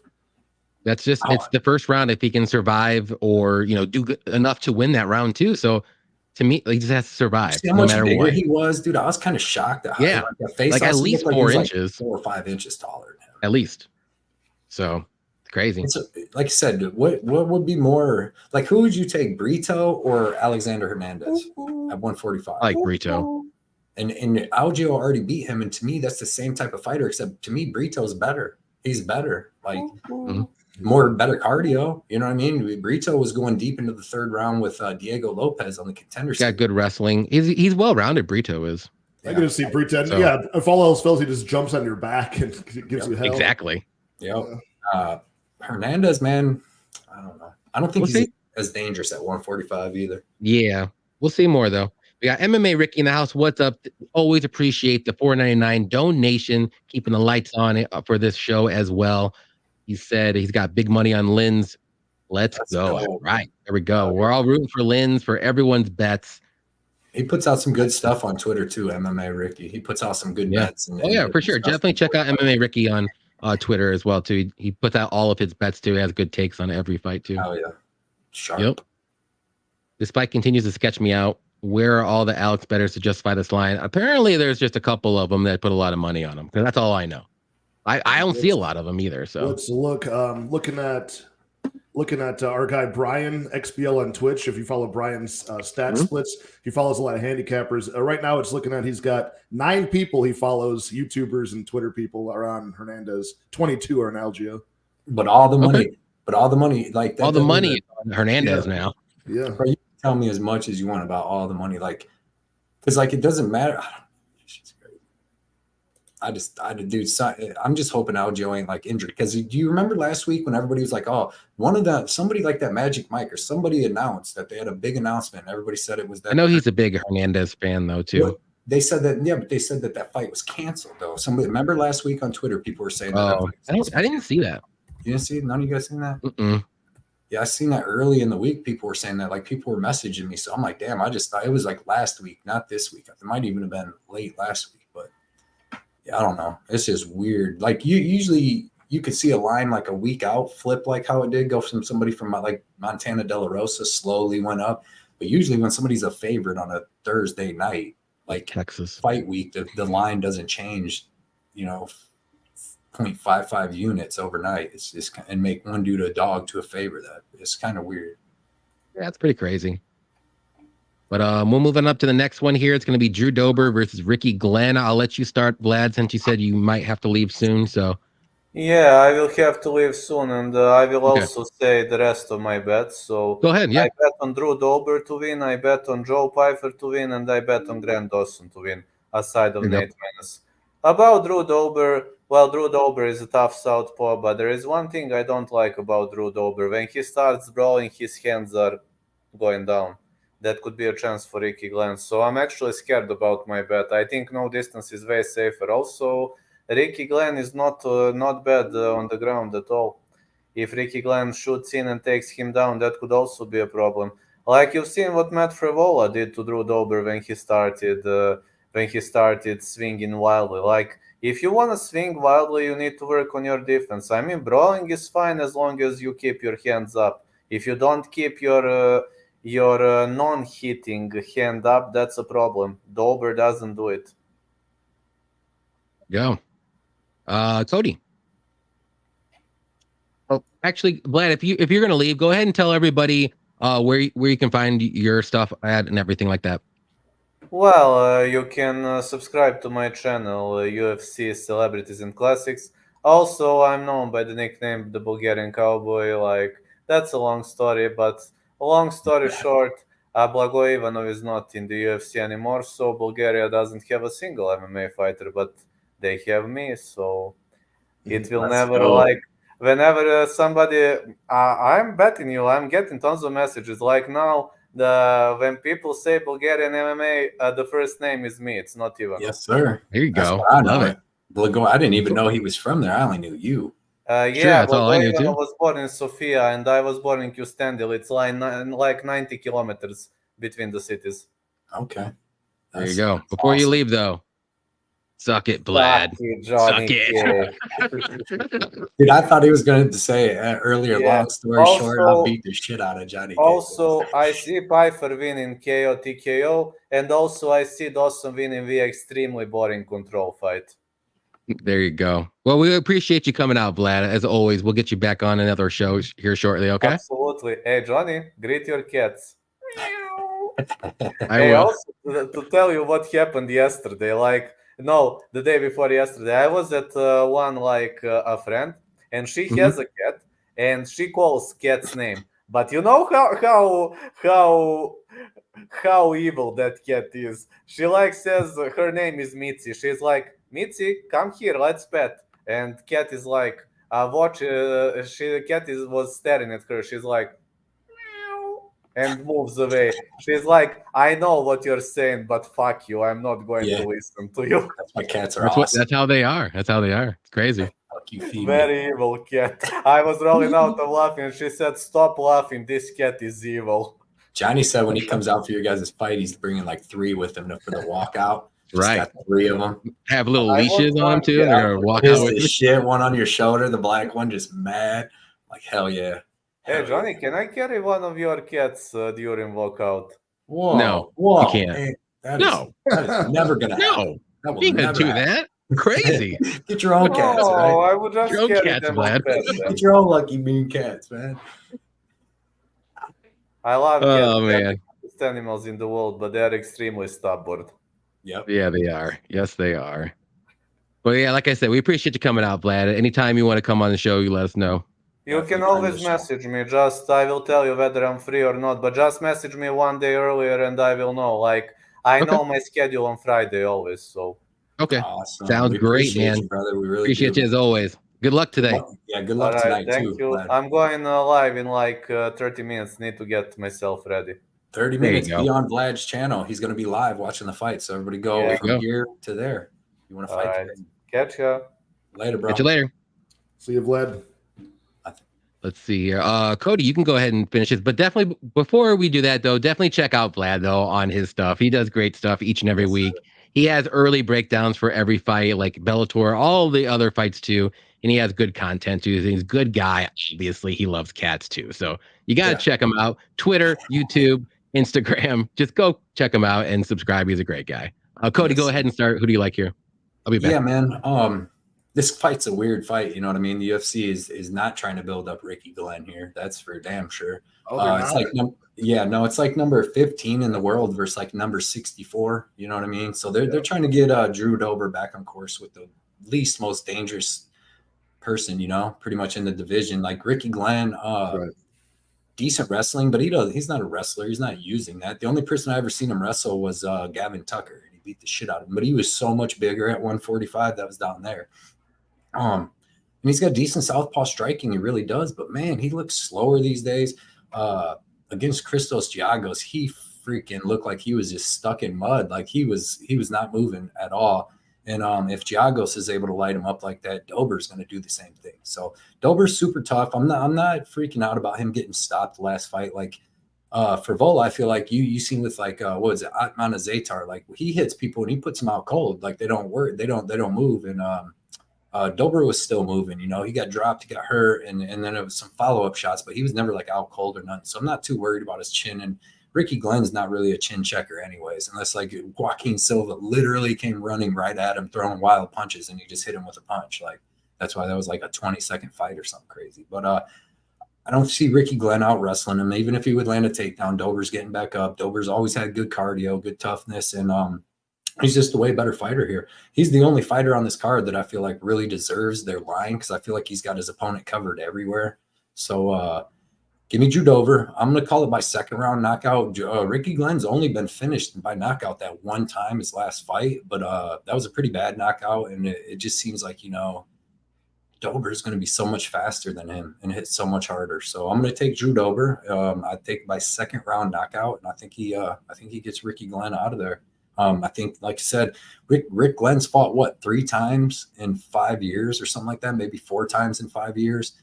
He's a plumber in Iowa, you know, working full time and stuff. So give me Dober, man. I know our boy 138 Tyler 138 MMA has a 10-unit bet on Dober. So I now have a 3.3 unit bet to win 0.75 because Montel Jackson fell off, but I like it. I'm gonna get my money from it.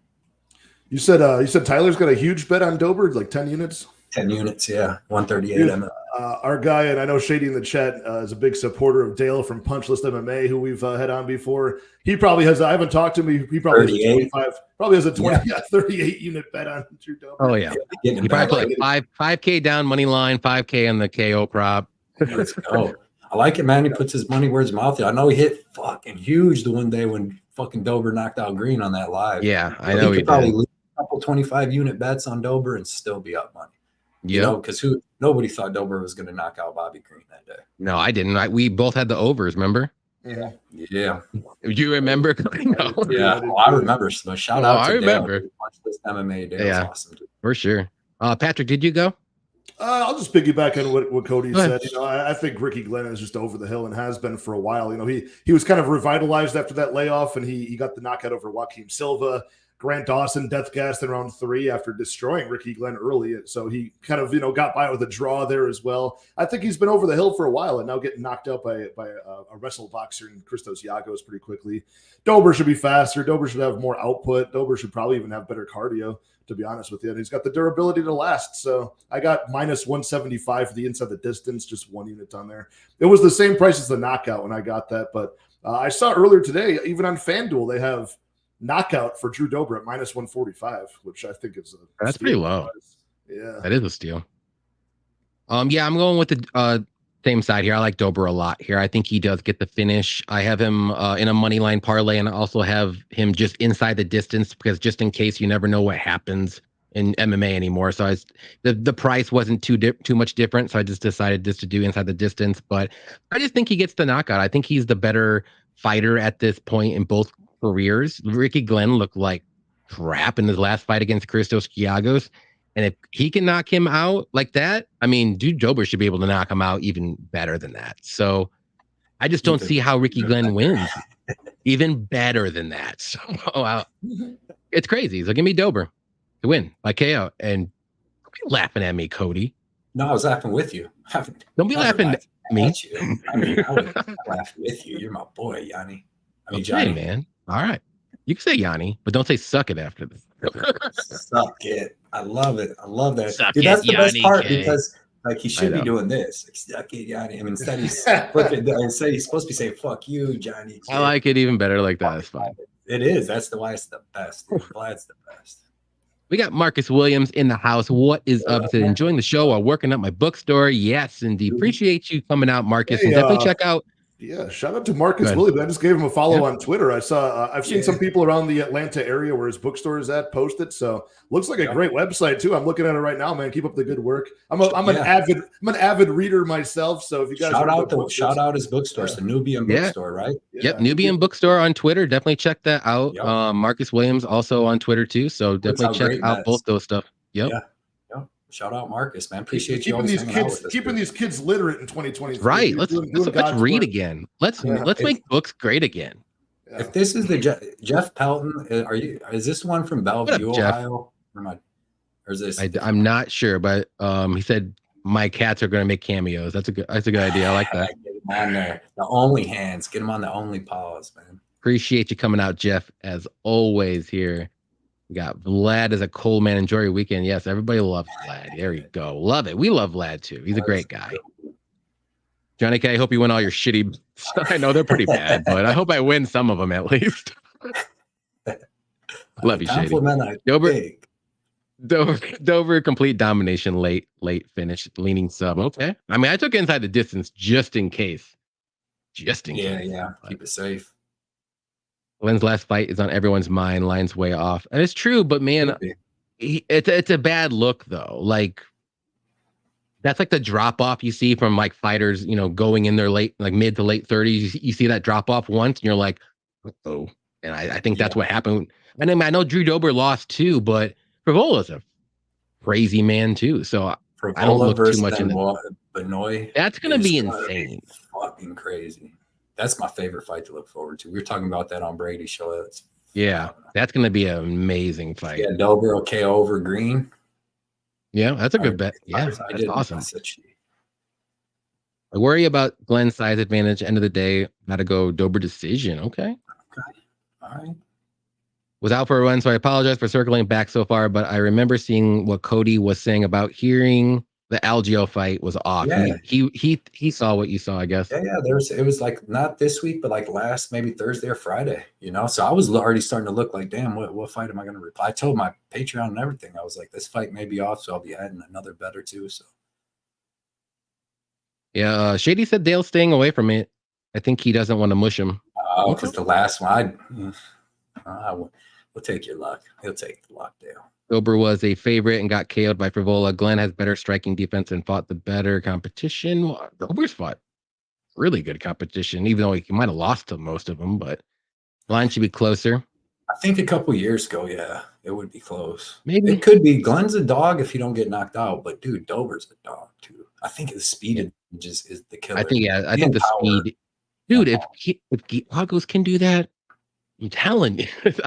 I mean, hey, we've seen crazier things happen in MMA. Right, so. True that. Tyler's bias on the Dober side, like he's likely teaching a kicking seminar in my gym here in a couple weeks. That's awesome. You pick against him, you're like, dude, he's getting knocked out. He's got a good Drew. game, but Drew, I just want to let you know I picked against you. Drew sees it. Shit, I got 10 units on Ricky Glenn. Glenn goes out there and gets starched. You're like, oh. If Glenn didn't get KO'd his last fight, line would be close to even. I don't know about even, but it'd be closer, I think, for sure. Yeah, but most of Glenn's work was all. What if Dober didn't get knocked out either? What it would be like, Dober. So I don't know. I think people are overestimating Ricky Glenn because of that grappling with Grant Dawson. But if you go back and watch Ricky Glenn before that, he got fucking outstruck by like 35 strikes by Kevin Aguilera. Kevin Aguilar, and a couple other people. He's got some bad losses down at 145. But yeah, man, I think Drew Dober does this. He should have this because I just don't think Glenn's dangerous enough. Dale said, or Shady said, Dale's gonna have Dober on it Tuesday on the show. That's awesome. He usually has him on the show every time after he fights. We got Paul in here. What's up, Paul? I say, hey guys, hope all is well. Good luck on the bets. Dober by KO round 2 is a great read. I like that too. I don't think it was the first round, but I think the second round it gets it. Johnny likes minus 200 would be more real. I would take minus 200 for sure for Dober all day. So Algio injured. That makes so much sense. He didn't look injured. He didn't look like he had a bad weight cut on the scales. So, I mean, I honestly think there's just a couple, 2 or 3 people that really like Alexander Hernandez, and they threw a ton of money on him. And a lot of people kind of followed with that suit because they were in that same little circle. So, I mean, maybe they know something that we don't. That could be true. I'm not B Money. Blood Money. He's from Central New York. Jeff is. Okay. It's not the same one. Because there's a Jeffrey Pelton that fought MMA. He fought MMA too from that city. There you go. Can't wait for Favola KO line against Benoit. I took him KO +5. Damn, that's awesome, Ricky. Like, I don't know if it happens, but that's like what you're gonna look at, dude. Is Dober? I mean, about Favola by KO, because it's probably gonna be something crazy. And dude, Benoit's so hittable, dude. Like the most hittable person on earth. Yeah. Robert's got Dober, but he's reckless. He can be. Glenn tends to let opponents come to him, then try to match their energy in the pocket. That seems like tailor-made for Dober to step inside and land bomb. I just don't think Glenn has that power like Favola does that could KO Dober. Like Dober's had the best chin in the lightweight division for the longest time until the last fight, and I think you even said it in Brady's show. Like he didn't get knocked out like completely. You know what I mean? It wasn't like he was. Yeah. And he was even like, fighting it like, no, you shouldn't have stopped it within 1 second. Now, when a dude goes out cold, now I don't want to see a bunch of TKOs, but it's different, man. It seems like something breaks sometimes when dudes get knocked out cold, like Chuck Liddell. That dude was literally the dude. I'll take a punch to knock you out. And then after he got knocked out one bad time by Rampage when he came over from Pride, dude, he would get hit one good time but he got knocked out by Rich Franklin with a broken arm. You know what I mean? So. But I don't think that's even close to the point here. Dober's still young. His chin is still gigantic, and he's going to be all right. True.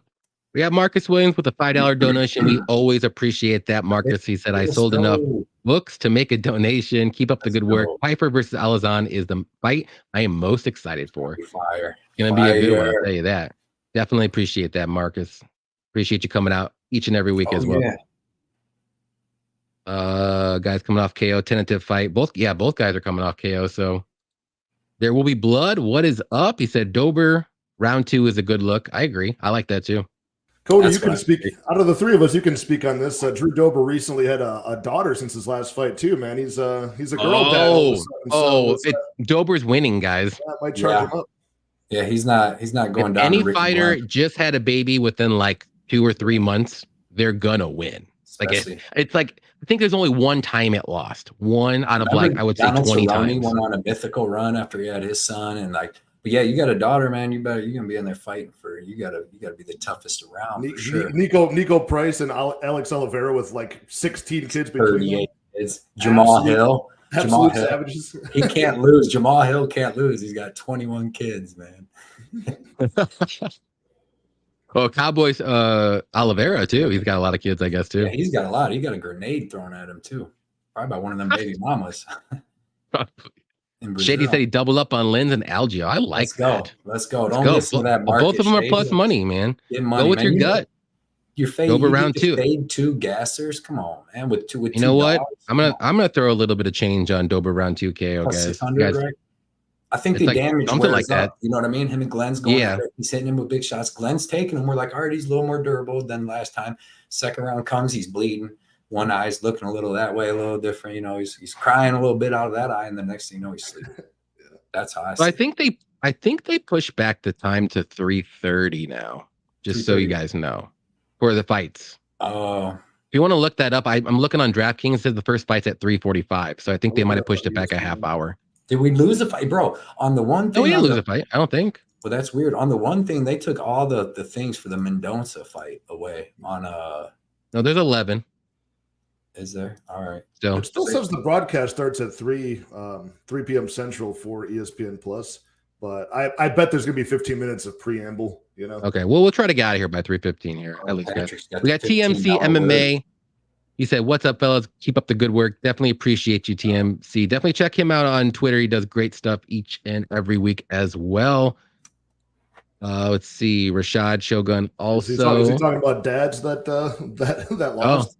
Maybe they both had terrible knees too. Maybe having a kid is bad for your knees. Joe Selecki, he lost after having a kid. This is interesting. Heavy money's coming in on Saman for next week. Christian Rodriguez, is a lock. But at this rate, you can't get him at dog price by next week. I would wait for after the scales. I kind of like Christian. Hop on the yam bags for that fight. I cast him. I cast him the yam bag on Simon last time. Yeah, he Lou better not be getting on the one show next week and get to use that as a yam bag. He's gonna kill us. 20 units. I have to tell Brady to not let him on. Yeah. AJ likes Maya for next week too. I like Maya for next week too. I feel you. We got Victor in the house. What is up, Victor? He said, "What's up, gangsters? Appreciate you coming out, Victor, and good luck to your bets as well." Yes, sir. We have a lot of them. Let's see, Bunny and AJ, 100%. There you go, man. Freaking Oklahoma. Sorry, AJ. guys. I'm about to whoop AJ right in the Tapology group. I got my picks in, so first place is coming for me. There we go. Let's see. We got Ice Viking in the house. Hey, what's up, gang? Suck it. Johnny_Kpicks. Thank you. Appreciate that. Ice Viking. Coming in hot. But all right, we're moving up to the next fight here. It's going to be Alex Morono versus Joaquin Buckley. Go ahead, Patrick. Start this one off. Why do I have to talk about this fight, man? This is the one bet where I'm always honest. I'm not trying to sell picks or anything. If I make a bet and I regret it, I'll let you guys know. And I have a half unit shot on Alex Morono at plus 168, which I like the line. I guess it's down to plus 150, but dude, this is going to be a sweat. I think he wins the majority of the minutes. Morono does with his slick striking, his better footwork, his experience. He's gotten through a lot of really explosive guys and outpointed them to a decision. If this does go to the mat, he's got a BJJ advantage, but he never wrestles. So this will just be a butt-puckering bet for me on the underdog here, hoping that it goes to the scorecards and Morono outpoints him. But any strike lands for Joaquin Buckley clean. I think he can knock out Morono. There's been explosive guys that have beaten him too. Anthony Pettis hit him with that wheel kick that pretty much should have ended the fight in round 3. He got sparked by Ponzinibbio in his last fight. Or was that a couple fights ago? Either way, it was just like one punch. He was winning the whole fight. One clean punch knocked him out in round 3. So it's going to be a sweaty affair here, dude. So I'm on Morono as a pick. I think he's live to win as long as he can avoid that one big strike. But man, I'd stay away from this. All righty. Cody, who do you like?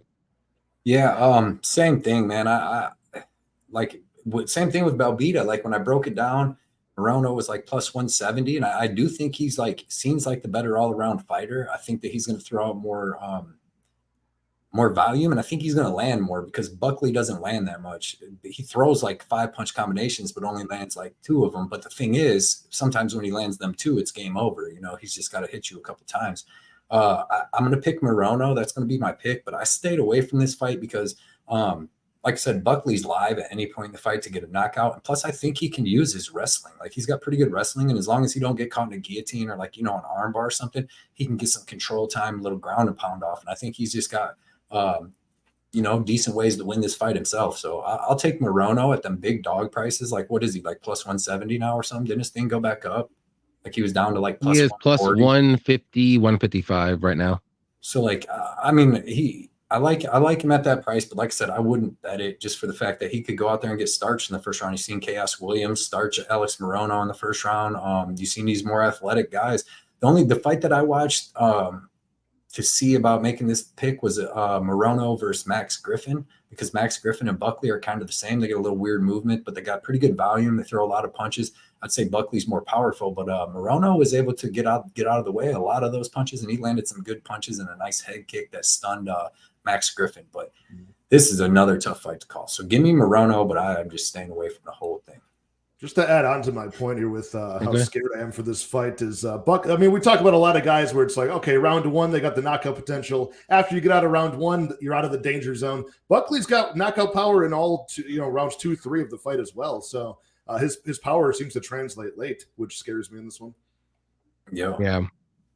I'm gonna go on the other side here from you guys. I'm gonna go with Buckley, but I'm not like super confident whatsoever. I'm basically only going with him because I do think he's the more athletic guy. He's gonna have more power. He's always dangerous in every round, like Patty said.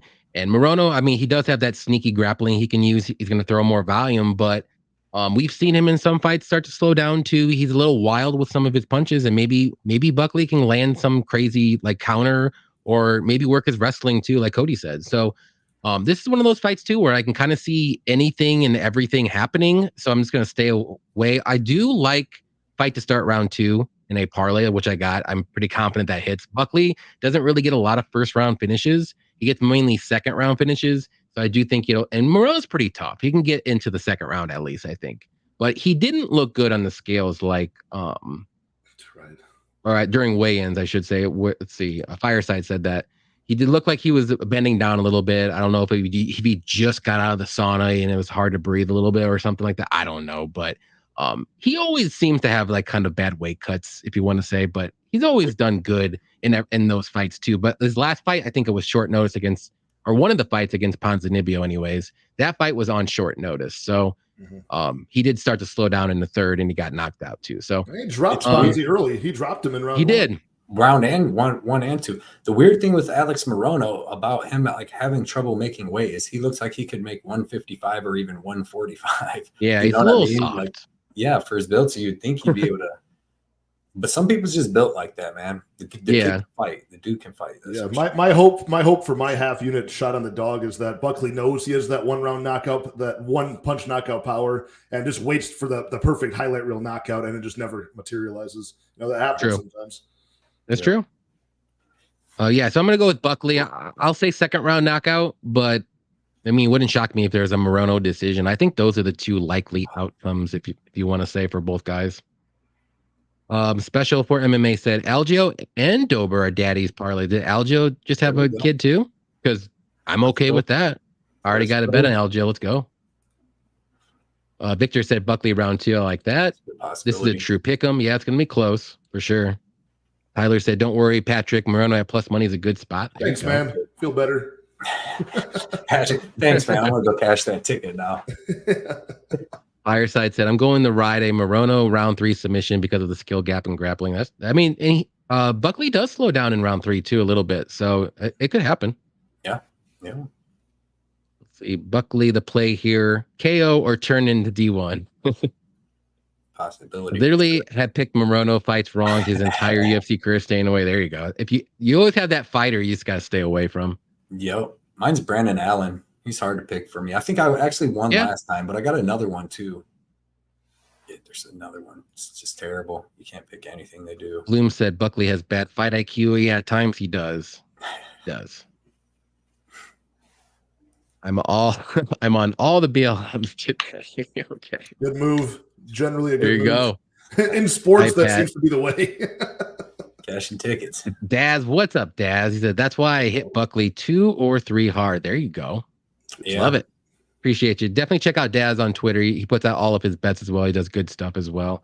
Each and every week.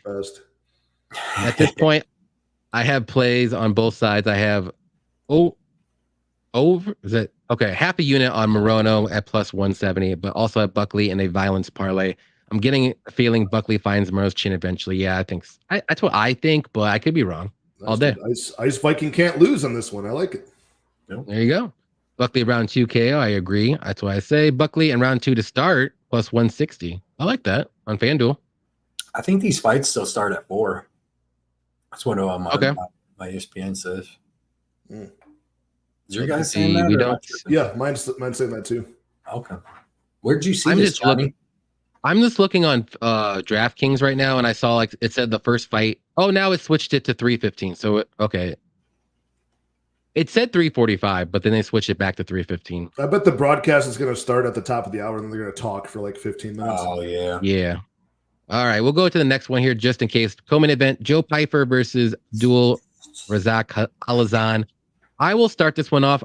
I'm gonna go with Joe Pyfer here. I think he does get the knockout, but I'm not like super confident where I'm rushing to put him in parlays. I don't actually have a bet on this fight at all. I want to see him actually win this fight first, because this is going to be a tough test for him. I think this is going to be his best competition he's fought, and Abdul is no bum. Like, he can get knockouts too. So both guys are pretty durable. Both guys have knockout power. So I actually like a sneaky play. I like the over 1.5 here, even though it probably won't hit. But for some reason, that's like sticking out in my head. I think the first round is going to be like, they're going to go shot for shot. It gets to the second round, and then it's going to be a slow-paced fight after that, for whether there's wrestling involved or not. But it's going to go with Pyfer. I just think, with the age gap, I think he just has maybe a little bit more speed, but early. But after the first round, I don't know what's going to happen, because we haven't seen Pyfer after the first round too. So, but give me Pyfer by first round knockout. I think that's the most like logic, I guess, if you want to say it. But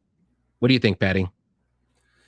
Yeah, I mean, the money line's wide. We're getting knockout or bust in round 1 prices on Alhassan, and I think it's fairly accurate. I mean, you can find some defensive flaws in the way that Joe Pyfer carries his hands a little bit low, but I think his striking is technically better than Alhassan's. I think he's better in the grappling realm of things. And I think he's probably more proven to go past round 1 and win a fight. Whereas Alhassan, statistically, if he doesn't make it past 20-some seconds of round 2 and get the knockout, he's not going to win the fight by the numbers. So, again, on the Joe Pyfer side, there's no way to play this and gain any value from it. Even playing inside the distance, you're getting like what, minus 275? Like, I don't want to play those odds. So I'm staying off this fight. I think Pyfer wins probably by knockout or submission in round 2, but anybody taking the dog shot, a good segue to Cody here. I don't think you've got a bad play on the numbers.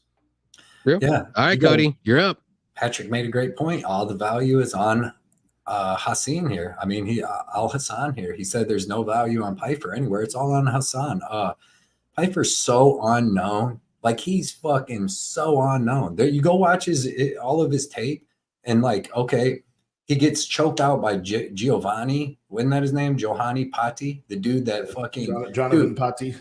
That dude choked out Joe Pyfer first round. That dude lost to fun fact, that dude got beat by Jamie Pickett. And that's how Jamie Pickett, the worst middleweight to ever fight in the UFC, got in the UFC by beating the dude that choked out Joe Pyfer. His next fight, he fights Dustin Stolfus. And yes, he lost to him. Yes, it was a slam. Well, why the fuck was he getting picked up and slammed by Dustin Stolfus? You know what I mean? Like, why was he even getting picked up and slammed there? I don't think Dustin Stolfus is slamming freaking Alhassan. But then you go watch him fight. Like, he fights Ozzy Diaz, okay? You go watch that on Contender Series. He comes out, they throw a couple punches. He takes Ozzy Diaz down, right? Holds Ozzy Diaz down for a little bit, tries an arm triangle. Ozzy Diaz gets up with like a minute left, throws some decent punches, come out in the second round. And to me, dude, Joe Pyfer looked like he was slowing down a little bit, because Ozzy Diaz started coming forward. He didn't try to shoot no more. He was coming forward and landed some decent shots, but Pyfer hit him with that left hook. But to me, Pyfer looked like he's slowing down. Pyfer, when he backs up and he's fighting, his head, his chin and head just straight up. I don't think he's all like super crazy fast, because he's a big dude. I think Alhassan's going to be faster here. Alhassan's 38. Well, that doesn't matter in certain people. Like, this is the Jared Cannonier thing, dude. Certain human beings have phenomenal genetics, where Alhassan's still built like a 25-year-old. His gas tank, everybody thinks he gasses. I don't think he gassed. He looked better in the third round against Buckley than he did in the first rounds in other fights. And then he's moved up to Colorado like 1.5 years, 2 years ago. So he's been training at elevation now. He used to train in Texas. He's been training at elevation, look better. He's up there with Corey Sandhagen and them dudes. And he's so dangerous. He's got power in both hands, both feet. He's got decent wrestling, and he's got good judo. So I don't know, dude. I think Alhassan, like, he's so much more proven, and I'm all about logic. Like, I know what I'm going to get out of him. I think he can go past one round. I think that if Joe Pyfer, like, he's got high school wrestling. He's not like some D1 All-American or nothing. He's got some high school wrestling. He's got decent submissions, but he's got 9 knockouts and 2 submissions. Like, and his submissions are way back in the day over lower level people. Like, I don't think he just goes down and knocks Alhassan out. Alhassan's been in there with some savages. He's only been finished one time, and that was by Chaos Williams, and that was before we knew Chaos Williams was fucking Chaos Williams. Like, you can't just stand in the pocket with him. You move around or whatever. And other than that, his other losses are all by decision, even against Malkoon. Like, if he didn't have cardio and toughness, dude, he would have got dogged out by Malkoun after getting taken down like the 6th time. But we all know Malkoun's a freaking savage too. So I'm taking out Abdul Razak Alhassan. I got him at plus 310. I put 1.75 units to win like 5.45. And I think he's so much more proven and has a chance in this fight. Like, even his fight with Claudio Ribeiro knocked him out in the 2nd round, looked way fresher than Ribeiro did when they came out. So, and he took a little bit of damage there, but I'm not sold on Joe Pyfer yet. Maybe he'll prove me wrong this time, but like, dude, I don't know, man. He has not done nothing. Like, a minus 400 over Alhassan in the UFC should be like Marvin Vettori, somebody who's proven that can't get knocked out. The dude, and is probably a little better everywhere than Alhassan. Like, you know what I mean? But Alhassan ain't no bum, dude. You make a Joe Pyfer minus 450, that should be over fucking Alan Amidowski, like someone who does not belong in the UFC. Alhassan's going to kind of show us if he belongs or not. And it's going to be a good dogfight, man. Since he's moved up to 185, he's looked better, in my opinion, than when he was cutting weight, trying to get down to 170. So, yeah, you'd probably rather be wrong on this one, holding a plus 310, than be wrong and holding a minus 400, huh? Those are the very facts. true.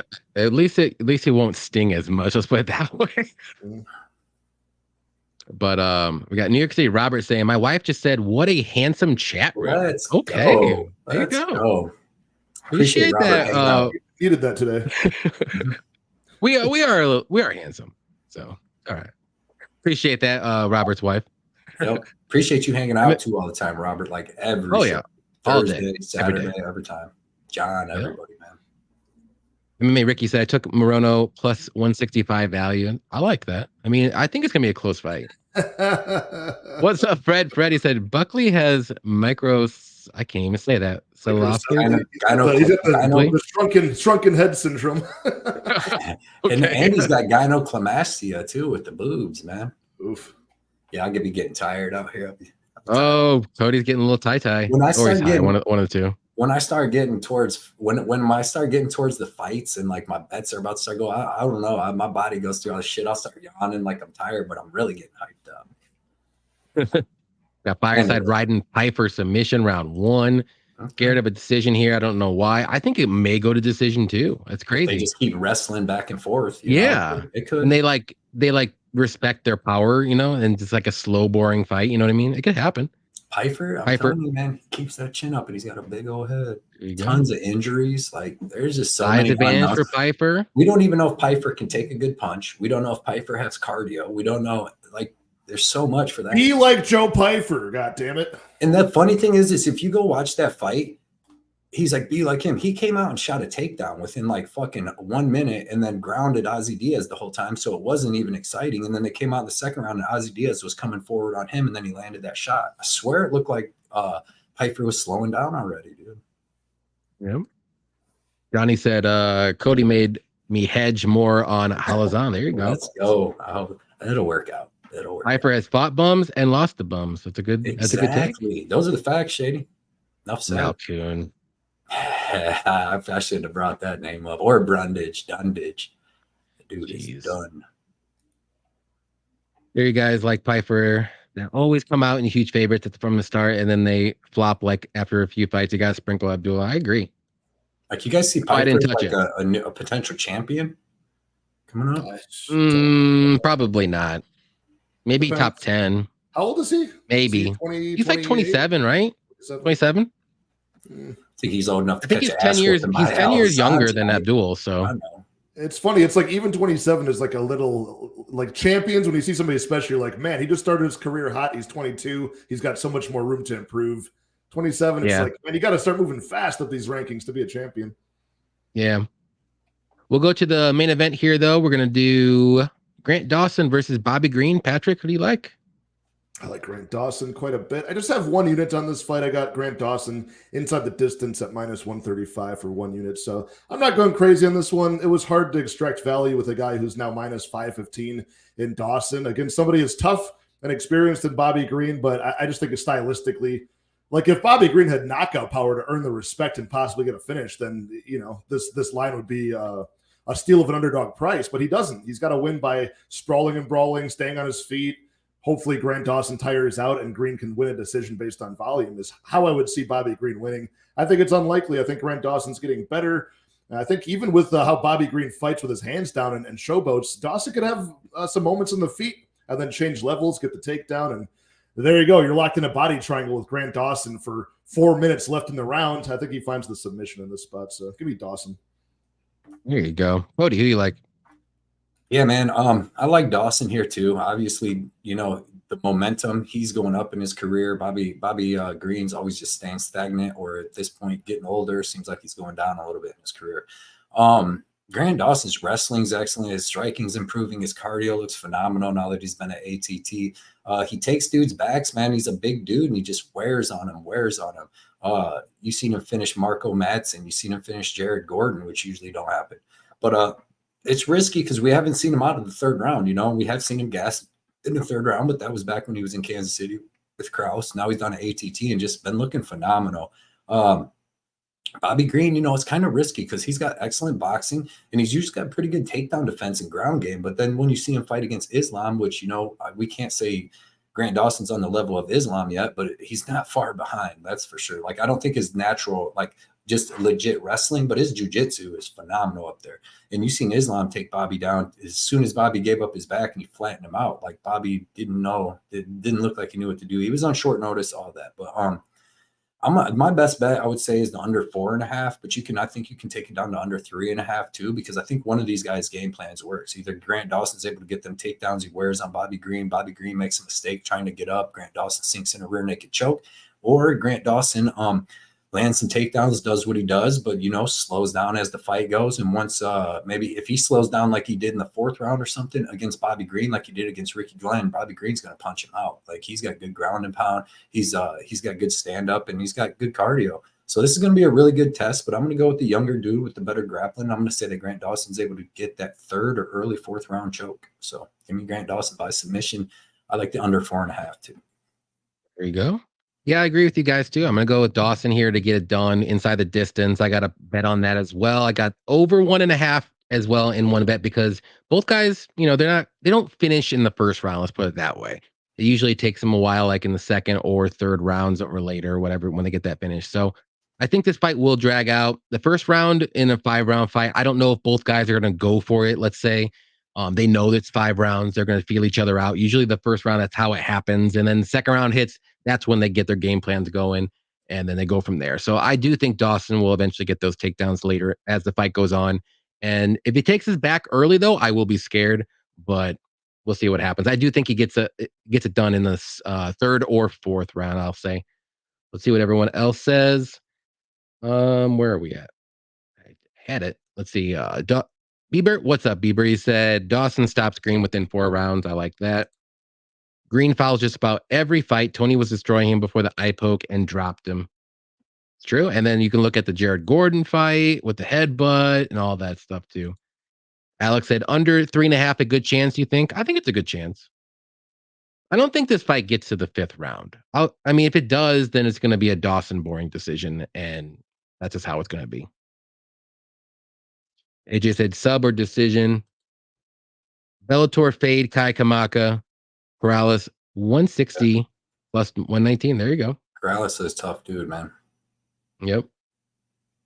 Let's see. AJ said fight to start round 2 for Green. Dawson on DraftKings was minus 420. Now it's minus 360. Usually when that line drops, that fight ends late first, early second. Well, I hope it doesn't. Yeah. But we'll see. Green also looks like he had a bad weight cut. Maybe. He's getting up there. He's like, was he 37, right? Mm-hmm. Tyler said, Grant Dawson is the real deal. I'm pretty sure I was the only one saying Dawson was going to run through is Demir last time out. I like Demir last year. Dawson beats Green just as easy. I agree. I think Demir was a tougher fight for Dawson, and he made him look easy. So, Yep.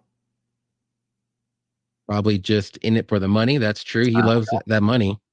Dawson's gotten so much better over the last year or so. That's true. Bobby Green in a 2023 main event. That's it. What's the world coming to? There you go. Victor said, best of luck, guys. Best of luck to you guys. You as well, Victor, as well. Keep an eye on a Hokic from Fresno State. Plays 5th in NCAA. There you go. Fighting in Bellator. Nice. Making his pro debut against another guy making his pro debut. There you go. Green most significant strikes plus 150 seemed off. That's true. I don't think Dawson's going to be, on the feet striking with him at all, or not much. Let's put it that way. No, that seems pretty good. Yeah. I was on Dawson against Demir, even when people were doubting him, because Money Moicano said Dawson's very good and keeps improving. There you go. I think he trains with them too, so you should know. Green decision is plus 1,000. Green 4 or 5 decisions plus 650. I think that's the way you play him. Yeah, if you want to play green, that's a pretty good way. Alex, so when the card's starting, I think it's starting here in like 5 minutes, so we're gonna get going here. Well, we definitely appreciate everyone coming out as always. We had Shady, Special for MMA, Fireside, Bloom Dog, Novo, Ice Viking, Victor, Bieber, Alex, like if I said that, New York City Robert, Johnny Newquist, Bunny Hunter, AJ, Ricky, AK, all the people that always show up, Jenna Marie early on, all that stuff. So before we go, I'll let Patrick start off where we can find you and all that good stuff. Yeah, man, my name's Patrick. I run a channel called Addicted to Combat, do full card breakdowns, weekly live streams with rotating guests, and also drop all my bets as the week goes on. So give me a subscribe, a follow over there on Twitter at Combat Addict 1. It's been a pleasure, gentlemen. Can't wait for the fights to start. Everybody, I hope you guys cash bigly today. There you go, Cody. Yeah, you can find me on Twitter, Instagram, YouTube, Blood Money MMA Bets. I got some layer cake stuff too. I got some links for that in my breakdown video. But I'll put out my YouTube breakdown videos on like Sunday, Monday, and then do these live shows with you guys, man. I appreciate everybody coming out, hanging out with us as always, putting up the good comments, keeping the chat awesome and cool and no bull crap. So appreciate everybody, man. You guys are the reasons we do this, and it's a fun time hanging out with everybody, wasting time. Because before fights, usually if you're not doing something like your mind, 1 minute is 60 minutes for me, man. I'm just constantly like, damn, this thing takes 3 more hours. So it's good to waste time, and I appreciate hanging out and talking with you guys every weekend. Exactly, and I'll just echo the same thing. Definitely appreciate everybody coming out, hanging out with us. Good luck on your bets today. You can find me on Instagram, Twitter, YouTube, all that stuff. I just started up my Patreon as well. Paul just said it. Congrats on your Patreon, Johnny. So you can check that out as well. The link is below in the description if you want to check that out. Show us a little extra support. If not, no big deal. It's all cool. You're gonna get sports. Multiple sports, all that stuff. I hit one soccer bet today, so I'm just throwing it out there. One for one, so not a bad deal. There you go. But if you definitely check that out if you're interested. But good luck to everybody again on the fights, and hopefully everybody wins. And let's go, Felipe Lins. Let's go. Let's go, Felipe Cody. Lins. Let's go. Let's get it. All righty. Good luck, guys. Take care. See you next time.